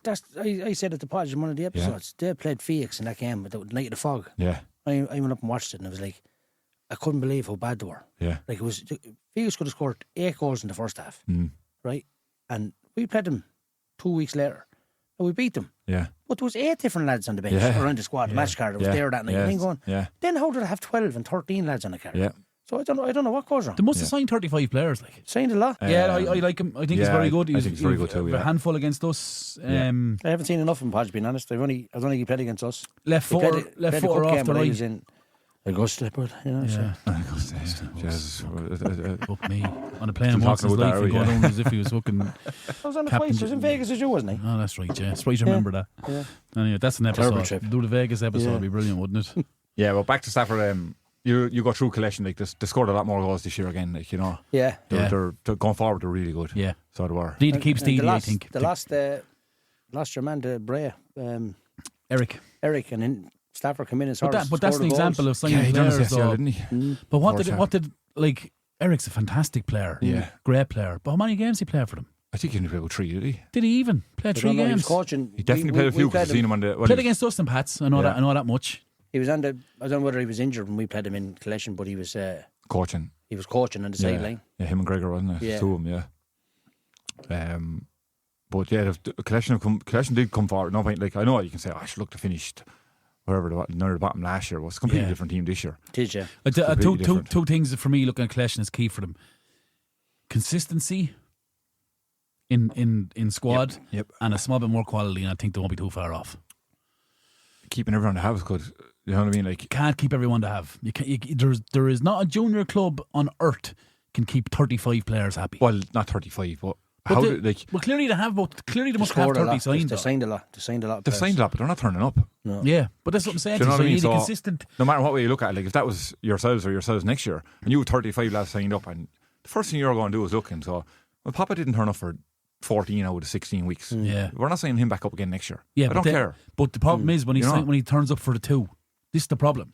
So if you have a squad of 35, right, and you're pick a mixing, say 16 from 35, there's you couldn't be happy. You can't do it. No. You can't do it. And that's unless you're playing roll on, roll off. No, unless they're coming between A and B, which they can't do because there's obviously a rule. There's not a squad of 35s in the country that has 35 lads. No. But you know what? And that's roll on, roll off. But that's what I mean by consistency. They need a consistent. Like, I look at the Connect, I love it, and I don't think I've ever seen a same collection 16. No, ever. But that's down to, like, like, no matter what you say, even with us with Killree, going back to Killree, I always had the same 18 lads, like. Yeah. Had them all, though. Mightn't have the same 11, like, you know what I mean? Because lads are working, there's nothing you can do. Yeah, but it's within your 18, it was in your group. Within that 18, 20 lads I have, they're there every Sunday, so I'm picking an 11 out of that 18. Yeah. If you're telling me they're picking 11 out of 35 players. But what I'm saying is, there's no one, even out of that 18, like, there's no one out of that 18 rocks up and plays 2 games a year. No. Do you know what I mean? No, it's the truth, though. No, it's the truth. Yeah. And that's why I think, like I said, go back to, we won't take away from the chap now, because I'm in there, but Collection definitely, like, going forward, they were a lot more dangerous this year. A lot more dangerous. So I think they were very good. I thought they were excellent. They play the fast, like, they play fast, they kind of lure you in and then they go to a 4-2-4. Yeah. They push, the 2 wingers push right up the stride. Adam Steed, and then they get the ball and they'll go short if they want, they'll kick, they'll lump it into the corner and Steed has gone after it. Comes in from the right. The sign that left back from Bray under 20s. Yeah. He's brilliant. That Adam Doyle at centre half, I thought, has been absolutely unbelievable. I remember I texted you, I was talking just now, I thought he can out Killree now. You know, Killree's not an easy place to score. Yeah. And he was just solid out, just on the basics. Very good. Basics. But like, he knew when under pressure, he just got rid of it. He took it down, gone. Out, straight away out danger. And then what they had was, they had the boys up front. And if they kicked it long, they ran. You know what I mean? Yeah. They ran after him, put us under pressure straight away. Yeah, well, it was sure Steed, like... So when he's on it, man. When he's on it, but when he's on, there's only one way to go, and that's the Steed. Yeah. You know, you can play all the little passing all you want. But when you have him and he's on it, as you said, it's the only place we're going, lads. Yeah, they do that a lot, though. What a target, man. They do that a lot. You line up tomorrow against Collection. Your right back is going to be... Steve's going to drift out to your right back. Yeah. And he'll come in on his right foot then. Yeah. That's what he does. That's all he does. Yeah. He'll never stay centre. He'll always go between the right centre back and your right back. Especially up in Collection. You're thinking, lads, this ball is going that way. Boom, it's gone. But for 4 seasons now, he's been the top 3 top scorers. Like. Yeah. Yeah, he's in trouble next year because we're not there. He gets about 20 against us every year. Left wing, up to you, Micko. LA11, as you know. Right. The artist formerly known as Lord. Prince, now known as LA11. LA11. This what happens when you win the league. Yeah, this is what happens when you win the league, bud. Lord, Owen Byrne, Rob Bulmer. Lord. Yeah. LA11. What a guy. I'm only joking. Yeah. But that's his moniker. But Lord is... He had an outstanding season, didn't he? Well, it goes to show the last 2 seasons he was working, so he could only play Saturday nights. Yeah. And if you look at our form, the games we lost were Sunday games. Even the morning against G, right? We scored late on to equalise 1-1. Oh, yeah. Like, we didn't have Lord for any of them games. Yeah. And if you look at the 6 games we drew, I think 4 of them were away. He wasn't there. And he wasn't there. Yeah, he was. I'd go back to our season there this year. Like, you know, we doubled up on him. We had to try something, you know. I thought about it. So I played with, like I said, the three centre backs with a left back, right back. Yeah. And we kind of gave away the wings, you know what I mean? In the first game, we gave away the wings, got me 4 midfielders tuck in. And then the minute it went out to the left or the right to Lord, 2 lads were out on top of him. Get out on him. And he's that good, you know. I think there's a lot of teams have to double up, and you don't double up on him, you're in trouble. Yeah. If he gets you 1-on-1, and you're kind of, you know what I mean? If you're on the back foot, you're done. You're done. Because he'll go left, right, doesn't matter. He'll go left again, and then he'll leave you on your arse, and he's gone back in. Yeah, even with the Oscar trainer, he's been brilliant this year for us. He's superb. And he's a great lad in amongst the boys as well, you know. He's a top man. He's a great lad, yeah. Great time. Very underrated finisher as well. Like a great eye for a goal. He got 17 goals or something in the league. Yeah, he's a great eye for a goal. Super finisher, and I just love his attitude. I love his application. I love the way he's always late. I just love everything about him. Do you know what I mean? He's always in good form, though. Well, you see him a lot more than me, but every time I see him, he's always in good form. He's a good buzz. He's a good lad. Yeah, he's always in good form. You know? But he'll wind you up, like, you know, he loves it. Like, he's not that person, but he'll take a balloon over his shorts and blow it up to celebrate. You know what I mean? And he just, because he knows it winds everyone's up. Yeah. Do you know what I mean? That's the kind of character he is. I like him. I think he's a winner. No, he's definitely has to be in the team, isn't he? Has to be in it. That leaves you with Owen Byrne and Rob Bulmer. Owen Byrne has to go into the team. I thought it was his best year this year for Hanover. I thought he was fantastic. He played a lot of games through the middle as a number 9. And then we found a centre forward in Kieran, and Owen and Aaron play off Kieran, and Owen has been absolutely... when he's not there, you realise he's not there. That's how good he's become. He can improve technically wise. He knows that himself. But my God, what an honest shift! Guard, is he? He's trying to be a guard. Yeah, he's only a young lad as well. Like, you know. Yeah. But what an honest shift every single game. Like he gets a lot of injuries. He didn't even know. Would anyone beat him on a straight line? Running? Yeah. Not a hope of it. Aaron might. Straight line. Yeah, Aaron might. I don't even think Aaron would. No. Aaron is more dynamic. off the spot. His quick movements is ridiculous. Like, but Owen Byrne has been fantastic. He's probably been our player of the year, I'd say. You know, he's said it to Pop or to Podge. I totally agree. Said he went under the radar because everyone's talking about Aaron. Yeah. Do you know? And I think he was your top goal scorer in the league, wasn't he? He was close to. I think he was top goal scorer in the Premier League. At the top of the start, yeah. But, and I thought everything he's after having a brilliant season, and like saying Bulmer for Parkville that's not getting in. He's had a brilliant season. Injuries hurt Rob. Yeah. I think Rob Bulmer is a proper soccer player. He covers ground, man. Big unit. Did he score a winner against you? Did he? No, was it Mikey? Was it Mikey scored it? Was it? He scored a winner against. He scored a winner against Newark, right? Bulmer, Rob. Yeah, I think it was Mikey the Boss got the winner against us. Oh, the Boss is a good player as well. That's very good player for know him all along. You know, you know he was always a good player. You know, you know he's stepping up a bit now to about time. You know, he's around a good while now. You know, needs. You talk about that consistency. Yeah, I just think Bulmer, the Bosch, like when you had like some Mitch Kelly and the Tester and Sheridan, like you know. Even Robbie Byrne, like lads you can build a team around. They need a consistency around them, like Jack and Killian, and I just think they need to get it right. I think if they can get it right, I think Parkville could be one to watch. We'll be here this time next year, I'm telling you. Yeah, we Parkville, could be 6th. Yeah. I'm telling you now, honestly, every year, yeah. And and I like the boys. I do like the Parkville lads, and I work with Larkin works with us, and I know Podge fierce well. Yeah, I'm telling you, that's what we'll be here next year. It's the same thing. Parkville, where did they come? 6th. I wonder though, because they make a liar of you. Because I'm saying it since we started this podcast. Yeah. People are actually even skipping me over it. Yeah. Where I say there's not a group of players more talented than what they have. Yeah. Like and that's you're always on about No, I tell you, I just don't know. Every year, anyway. Striker, Callum, Danny Doyle, Jamie Maher. Callum. Were you first? Yeah. No, you weren't. I was. You weren't. So he picked Lord. Oh, you were, yeah. My sincere apologies for that. Yeah, come on to yourself. I do apologise for that, Papa. Jesus Christ. I'm terrible, sorry. Callum, talk to me, Papa. So he's been the standout player for me, for Pats. I know you say different, you're with them every week, but Lord has had a fantastic season. They've all had fantastic seasons. You can't not have a fantastic season when you're winning the league, in a league that's like that. That's that competitive, but I just think he's a proper centre forward. He has every attribute you want in your team.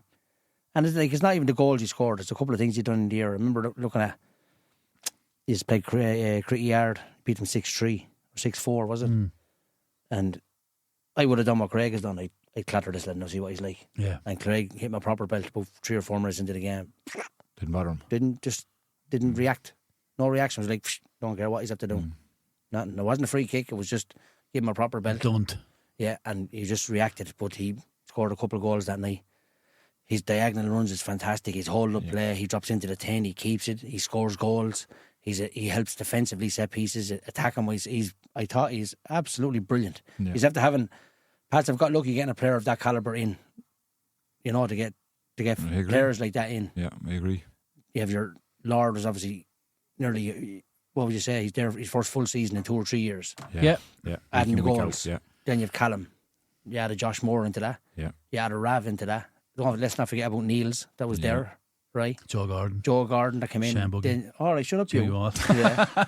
Yeah. No, but you know what I mean. And then you've Carlos to sign at Christmas. You know what I mean? Yeah. So I agree. But they have all attributes, but they know if like that, can score from anywhere. And like the goal he got against Newark. Yeah, where he chased down Keaton. He chased down Keaton. Like, and he's clever. And Keaton didn't do anything really wrong. The problem was the ball hopped. Yeah. And then you're in trouble with someone like that. Like, you have to take the mess out of the equation straight away. Deal with the situation before he comes on top of you. If you wait 3 or 4 seconds for someone like that to come, then you're in trouble. And he came in and he just got his body around, nicked it off Keaton, and he lobbed Craig. But it wasn't Craig's fault. It was, you'd say, Keaton's fault, if anything. But I just think he's been brilliant. Like, everybody said it about him, you know. And I just think, he goes into any team. I think he's a fantastic footballer. Intelligent. He's very quick. Rapid, yeah. Like, on the press as well. I seen him against, I think it was Byrne one night, and it was a dull old game, you know, out in Byrne. Pat's made a few subs, made a few changes that night, and he comes short. He came short twice, you know, just got the ball, laid it off, and just stood there. Came short next thing, laid it off. Then he came short the third time. The minute he touched the ball, he was gone. Ball was in behind, bang, goal. I would know her. Like, literally, it was 0-0, I think, at the time. Yeah. And I would know her, bang. And then Yeah.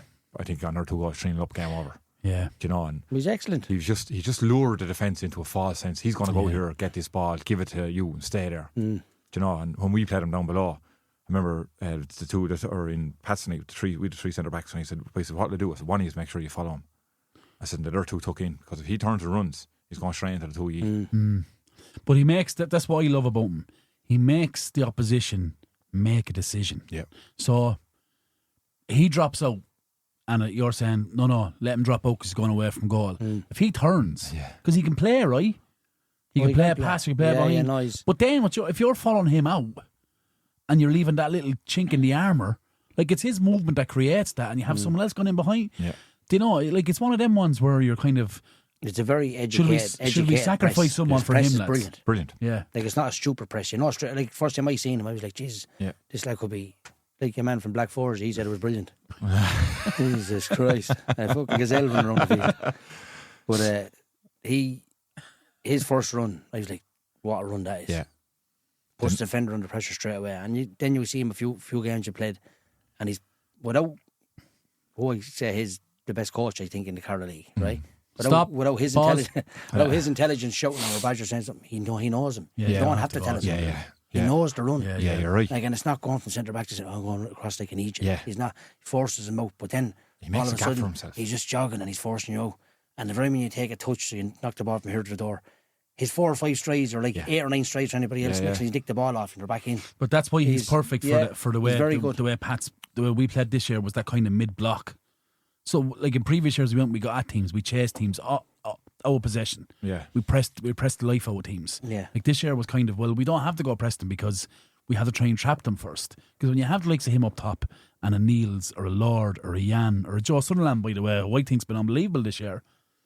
If we can trap you, them lads turn it over. Yeah, do you know what I mean? So it's not a case of stupid pressing, as you said, where it's like close man press, get up and get it, try and turn them back. No. Let's drop off, let's trap them wherever, and we'll turn it over. And it's worked the fucking treat. Like, I think he pulled G through the Bagginson game tonight. Bagginson went 1-0 up. Then he got the penalty and went 1-0 up. And I thought, of all the passes, I said it to you, the defenders of the pass were afraid or shite of Danny Dale. Danny was taking the ball down, Pats wouldn't give away a penalty. Danny had him in his pocket. He had the 3 centre backs for Pats in his pocket. And he thought, Pats are in a bit of bother here. Warfield that night stood up.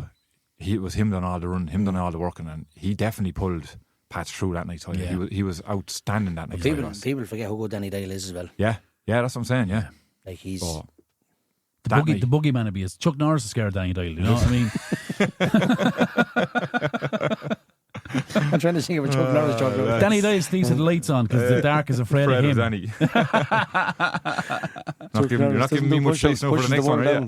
Danny Dale is the only man to slam a revolving door. Danny Dyle or Jamie Marr? Sure. There's 2 ways to look at it, right? If Danny played a full season, I'd put him in. I think Danny is one of the best number 9s in Carlow and beyond in Leinster. Yeah, I do. He came back after Christmas there, shortly after Christmas. He I won't say he kept him up, but he was a massive part of keeping him up, you know, because Keane had a massive hand in that as well. Yeah, you know. Keane comes alive because of Danny. This is it. That's what I said when I'm not saying Keane's not a good player, but Danny's runs are so good. Keane picks him out. Keane executes the pass exceptionally well. Yeah. And it's nailed on. And when we said about Keane, Danny holds that ball up for Keane coming onto the edge of the box. Do you know, don't give either of them a set piece because they will punish you. But Jamie Marr was fantastic first half of the season. I think he had starting for you in the Oscars. He did, Jeez, he was unbelievable in the Oscars. Yeah, and quiet lad though, very quiet chap. For the whole season, he came up against us. We were 1-0 up, and I would know her. Ball went down the wing, and he out jumped the 2 centre backs. It was a great header to make it 1-1 for them that time, and then he put Salter in to make it 2-1 to get the winner. I just think over the whole season, like if Danny had been there for the whole season, Danny's in. Yeah, you know, but because Danny only played about 7 games in the league, that's all. Yeah, you know, it's very hard to put me over someone that's been there from of course, for the whole season. Even though you reckon he kept them up. I think he had massive help in it, and I'd have no ifs or buts about it. If he had been there for the whole season, he's in. He's definitely in my team. But I just thought throughout the whole season, from the first game to the last game, Jamie Marr had a superb season. He scored 16, 17 league goals. Yeah. Do you know, and that's a lot.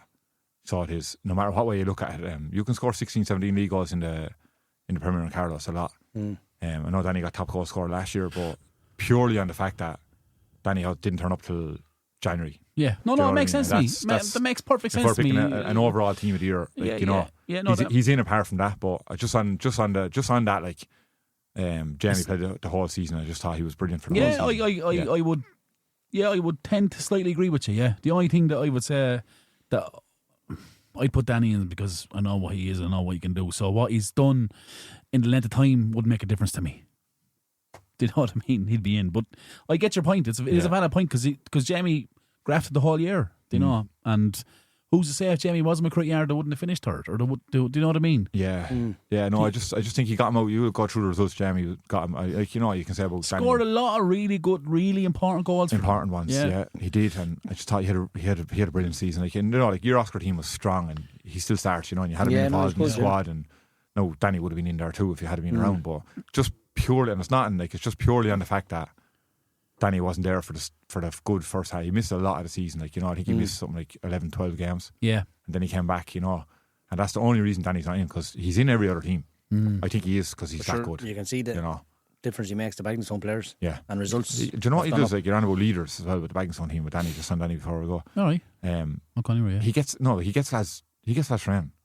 So he does, and that's the truth. I know lads at the start of the season when Baggington were struggling, some of the lads were saying numbers weren't great at training, and they were training with the over 35 at the start of the season. Then he goes back, all of a sudden, this lad's back. Yeah, we better go train here now tonight. He's brilliant that way. Yeah. He's great for them. So he's in. Yeah. But yeah, unfortunately, just purely like I said, that he didn't play the whole season. Jamie Marr, I thought, had a superb season. That's where you put Jamie in. Okay, here's the rundown. Popa's 11. Ben McCarron. Keane, Dolan right back, Luke Graham left back, Adam McCarron and Joe Gordon centre halves, Dean Kelly, Keane Cleary and Josh Moore midfield 3, Owen Byrne on the left, Callum up top and Jan on the right. 2 questions. I'll ask the second question to both of you in a second. Who's your captain? Dino. Yeah. Micko, you're 11. Jamie Wall, Ravo, Dotsy, Andy Kane, Carlos back 4, Keane Doyle in the 6, Brandon Kelly and Shane Duffy midfield 3, Mr. Stafford on the right because I can't pronounce his first name, Jamie in the 9 and Lord on the left. Who's your captain? Dotsy. Okay, here's the question. Wild card. There's plenty of lads I didn't mention. Skinner, Kevin Power, a great season for ye. Toby, Chris Gall, Aaron Burke, Craig Comerford. I could go on and go on and go on and go on and go on. I'm giving you a wild card. You can make one change to your team that wasn't there if you want. Obviously, you can't pick a player because we can't clone players. Yeah. But I'm giving you an opportunity to change a spot. You happy? I'm happy, yeah. I'd be happy enough, but Toby could deserve a shout. He played nearly every game. He's, and he didn't do anything wrong all year. He's just unfortunate with the 5-0 out. Toby's brilliant. Yeah, and that's Toby's brilliant. Chris Gall's brilliant as well. And he had a bad injury and he came back. He was fucking excellent tonight against Parkville, man. But no, I don't. I think I'd be happy enough with what I have. I'd take 1 or 2 off Pop's team, all right. No bother to all that way. Who'd you take off it? I take Luke Graham all day. I think he's brilliant. Callum? Take Callum, yeah. He's the best striker in the league. You know what I mean? I know. The plan. Who got picked first? Yeah. The plan for this is that we'll pick it. We'll sit down with the Ampifi boys, Penny and James, and we'll see if we can run some kind of charity event. Papa. Yeah, we'll give it to local charity. Yeah. We'll put you on one sideline, Micko will put you on the other sideline, and we'll try and run something. What are you reffing it? Huh? What are you doing? Observing it. Observing it. Watching it on the CCTV. Just getting the ivory tower. It's nearly finished there now. Yeah. What do we do? Fixtures. Yeah. Just. You're a mess, man. Why do you hate me so much? I don't hate you, what? Yeah. I just dislike you, that's all. Play golf with you Saturday, man. The thoughts of that? Yeah, it's going to be great, isn't it? You won't be that smart then. I had my cousin there as backup. Well, I James' backup was better again. Yeah, James, you fell from heaven, he wouldn't snap the mousetrap. Yeah. More power in a black hole, as Bob is. Wednesday, 7th of May, tomorrow night, Newark versus Clash, and that is the quarter final of the Premier Cup. Winners play Pats on Sunday, right? Oh, right. Yeah, I think it is. Yeah, it is. I know I walked tweeted tonight saying tomorrow night's the last game before the final, but I think that's done for Sunday morning. We'll find out in a second. Yeah. Division 1 in the 35s, Bagnallstown, Newark, Critty Yard, Hanover, Killesh and Bunclody. See, Critty had a good win against Newark 35s last week. Willie got a hat-trick. Yeah, seen the goals are brilliant. There was 2-2, and then I think there was an incident on the sideline where the flag went up from Critty Yard that the ball was out. The Newark player argued that the ball wasn't, or the ball was out. They argued that the ball wasn't out, so we had the flag, whatever it was, and the free kick was given, and they were still arguing over the decision. And Buzzy, being Buzzy, clever, nicked the ball over the top, and bang, Willie got the penalty then. But it was two. I seen the midfield three. Yeah, Luke, Grace, Lee Murphy, Brian Carberry, and was Brian on the midfield? Brian on the midfield three. Who's the other one? Wait till the season finishes at Newark team. Dotsy can go in there. Carberry's up front. Lee Gordon can go in there. You know, is Lee Gordon that age? I think he's that age. I think he is. I think that. So I think the longer the season goes on, better to get. Whether they're still in the league or not, you know what I mean? Depending on how many over 35 games. But say now, come the end in the cups, you won't want to get Newark. It's 35s division, 35s category is getting stronger and stronger and stronger. Man. Imagine rocking up to 35s. Are you still playing? Of course he is. Man, fit as a fiddle. All them delivering posts. Popa Maldini. Paul Maldini. Sweeper. Yeah, sweeper. Reinvented sweeper. Yeah. Division 2, Highview versus St. Felix, St. Pat's versus Slaney. Division 3, Moon Celtic versus Parkville, Ballymurphy versus St. Joseph's, Burn Celtic versus Village. They are all Friday nights. So lads, there's 8 games to go on a Friday night. Fucking soccer's well truly alive by, isn't it? That over 35 division isn't it? It's gone massive. It's gone massive though. 60, I think Bridge pulled over, so there's only 16. Gone again, are they? Yeah. Oh, Bridge gone out. Bridge are gone out of Premier one, so I think there's Critty, Newark, Hanover. Anyone gone up? Bagnallstown, Bunclody. Yeah, the boys were 3 all there, yeah. Bunclody and Bagnallstown. Yeah, I was talking to one lad that helps me out there. He was playing, so he was. This Saturday, Pats B versus Felix A, Greg Cullen Derby in the Division 1 Cup final. That's in Newark at 6 o'clock. It's a bit early, is it? I suppose it's not. I think Felix would have been happy to play that in Pats on the Astra. Should they play on? Doesn't make sense for me. And I looked up. I looked up Collection. Like, there's no games on in Collection. Yeah. Why didn't just bring it's a weird one, isn't it? Yeah, it's just I think if Pats had said to Felix, I think Felix would have agreed to it. Oh, 100%. I think they'd love that pitch. I'd say so, yeah. Pats mightn't agree to it, though. I think it is so Felix more than Pats. Yeah. And Newark is a big pitch too, isn't it? It is, yeah. It's a hard pitch. It's a big pitch. Sorry, there's a 35s game Saturday night as well, Domin Celtic versus Carnew. And in the Premier, Pats are awaiting in the Premier Cup on this Sunday, Pats are awaiting the winners of Clash and Newark, as mentioned. Next Friday, as we'll talk about them next Friday. James, or Paddy, throw in that jersey.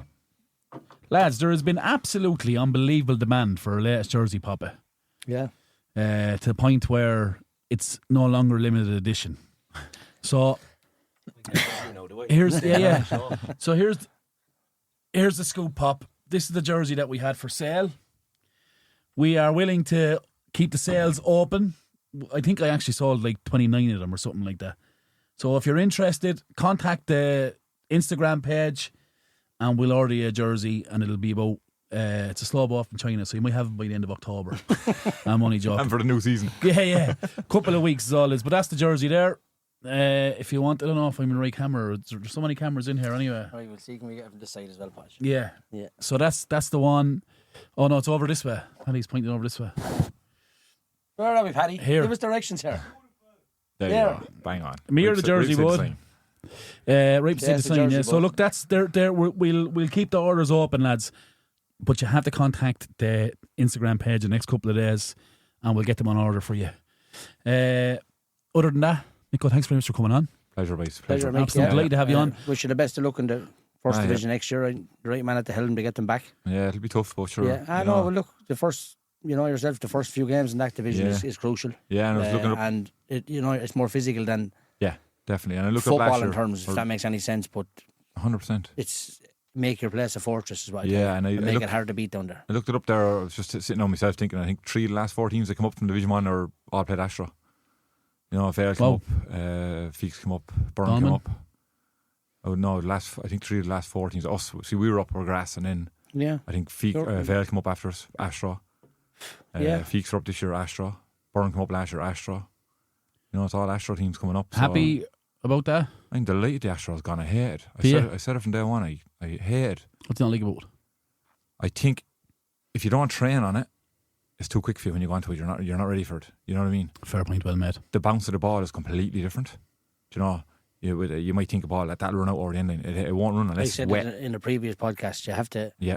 The player has to be clever. Yeah. To take the bounce out of the ball. And that means whether you're going to the ball. Yeah, or dropping. Or kill it straight. Like you just have to kill the ball straight away. You see a lot of balls you have to be able to read that. You see balls over the top in the Astro and they'll hit the first bounce and they'll nearly spin like a golf ball. Yeah. And they won't run unless it's wet. They'll run. And if you're not used to this, do you know, a lad will play a ball over the top and you think, that's going to go. He's gone past you, he's spotting. Yeah. So it's, if you don't play on it, and we don't have an Astro to train on, we do up in Coon too, but it's not like the Astros, here. But if you don't train or play on it, so I think next year, Pat Spear in Division 1 are the. Yeah. I think that might be the only Astro turf pitch. Is that all grass after that? You'll have Slaney, Ballymurphy, Boughton Glass gone up. All grass, like, you know what I mean? Yeah. Tough. So, well, I can guarantee you one thing, Micko. There's not a team in a division, no matter where they're from, will want to go to Killree. No, when you're around. No. I can promise you that. Yeah, and you can keep them scramblers going down there, won't you? I'd leave me alone. Yeah, it's like a scene from Mad Max. Yeah. I thought it was in Ballymun. Send the boys down the hell out. We'll try and intimidate these lads. The problem was when they done it was against Bankstown. They're all well used to it. Yeah. I think it'll be a bigger division as well. Will it? Just thinking of it, there has to be, though, doesn't it? What's it? 16 there now? They'll surely go to 7. They'll surely go to an 8. Will it? They should do. I think they should. Like 6 teams, the way playing each other 3 times. I think it's stupid. It's madness because. Let's be honest. If you plan each other 3 teams next year, if we are, you're praying to God you get 2 at home. I'd like to see the teams that are up there with you. The amount of points team picked up at home by having an extra game at home against teams. Yeah. Well, I was sure. Yeah, it's a good point. Yeah.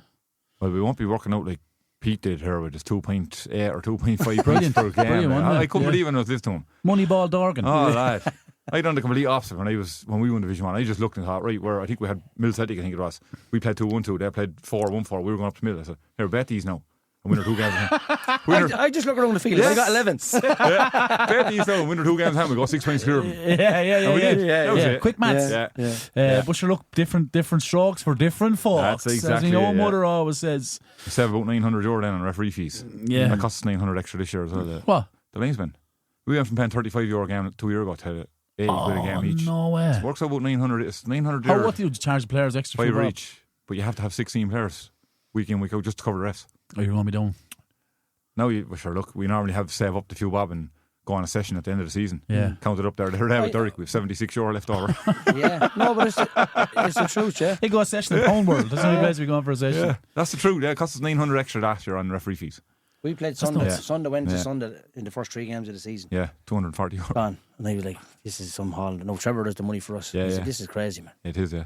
It's a lot of money, isn't it? Do you think it's worth it, though? I think the idea is good. I don't think it worked.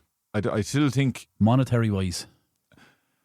Look, the problem is, I like no problem. The money is there, and our club are brilliant. It didn't bother me. I rang Paul Gardner. He said, "Look, we need money. Yeah, no bother. How much you want? Enough." Gotcha. He always covered the refs. I think some of the refs. This is nothing against the refs. I think some of them are still a bit raw. Like, you know what I mean, using the flag and. I'll make a statement, and I think a lot of people will probably lynch me for it. I genuinely think for it to work, the assistant referees, as they're called, have to be the same standard as the referee in the middle of the park. Yeah, I agree with what you're saying, and I think that was, and this without saying they weren't, I just think for it to be 100% accurate and correct, the 3 officials had to be of the same level. Yeah. The math problem I had was they're trained their best. Don't get me wrong, they were trained their best. Yeah. They were, but and I think the idea was good. They are trained, Mick. But what Podge is saying is, call a spade a spade. It's just if some linesmen referee the game wouldn't be at the same standard as the referee that referees the game. Yeah. That's as simple as that. And there's no disrespect on that. No. Like there's loads of snippets in my mind looking back at you go ref. No, exactly. I wouldn't do it for Diamonds. No, 100%. But it's just whether it's their age or they are too long after their own way of going on about the way their referee game. Their habits. It's just like you pick up your golf club in the pitch and putt. Yeah. You have your habits. You have your towel on this side. You have 1 tee or 2 tees or 2, whatever you have. It's your habits. Yeah, and they do the same when they're doing the refereeing. It's their habits. Like the big bug me this year was if a foul happened 10 yards into our half and you said to the linesman, it's not my half the pitch. Yeah. That to be fair, that probably is a rule. But yeah, no, it is a rule. Your example isn't wrong. Yeah. Like I've seen occasions where something egregious would have happened, and you're saying to yourself, "Why hasn't he flagged that?" Yeah, and it was in his half. Yeah. Like I've seen something happen in a game, or last game there in the cup against Vale, and I was thinking to myself, "How did the linesman not see that?" Yeah. Now, be it intentional or deliberate, whatever it was, it doesn't matter. It's something that happened that wasn't picked up, and I'm saying to myself, 3 officials. What's the point? Yes, so obviously you can't blame the referee because he's following the game. So that's happened there. He's following the game, but surely the linesman's got to see that. Yeah, has a kind of one on the ball and one on what's happening. I'm saying to myself, for me, as a fan, not even involved, as a fan, for it to work, the three of them have to be the same level. Like we were at a game. I can't remember what game it was. Do you know the flags have a button in them? Yeah. So the linesman was actually pressing the button for throws. He wasn't pointing which direction. So he put the flag in the air and pressed a button. So it's beeping. So the referee's turning over and he's like, I think, which way is it going, man? I think that was a massive problem at the start now. You know, like with simple things like the offside. Like we know, like flag over that way, up, middle, near side. They were just putting the flag up. Yeah. No one knew who's offside. Yeah. Is it your man over here, your man here, your man here? You know what I mean? Yeah. Automatically the whistle goes and then you're like, oh no, it's in line with the ref. Yeah, but it's in line with the linesman. Yeah, but is it over here, here, or here? Like, do you know? And I do like, and I think they're trying their best to get better at it. It's a fantastic But, you know, initiative. it is. They're up in the Platts training, like doing their lines. Like, great idea. idea. And they were, in fairness, they were. Yeah, There but was for a 8 or 9 of them there. For a league the size of Carlow, for me, they are miles ahead. Yeah, they are. In a queer lot of ways. Yeah, they are. And the fact that they've brought in that idea was absolutely outstanding and groundbreaking.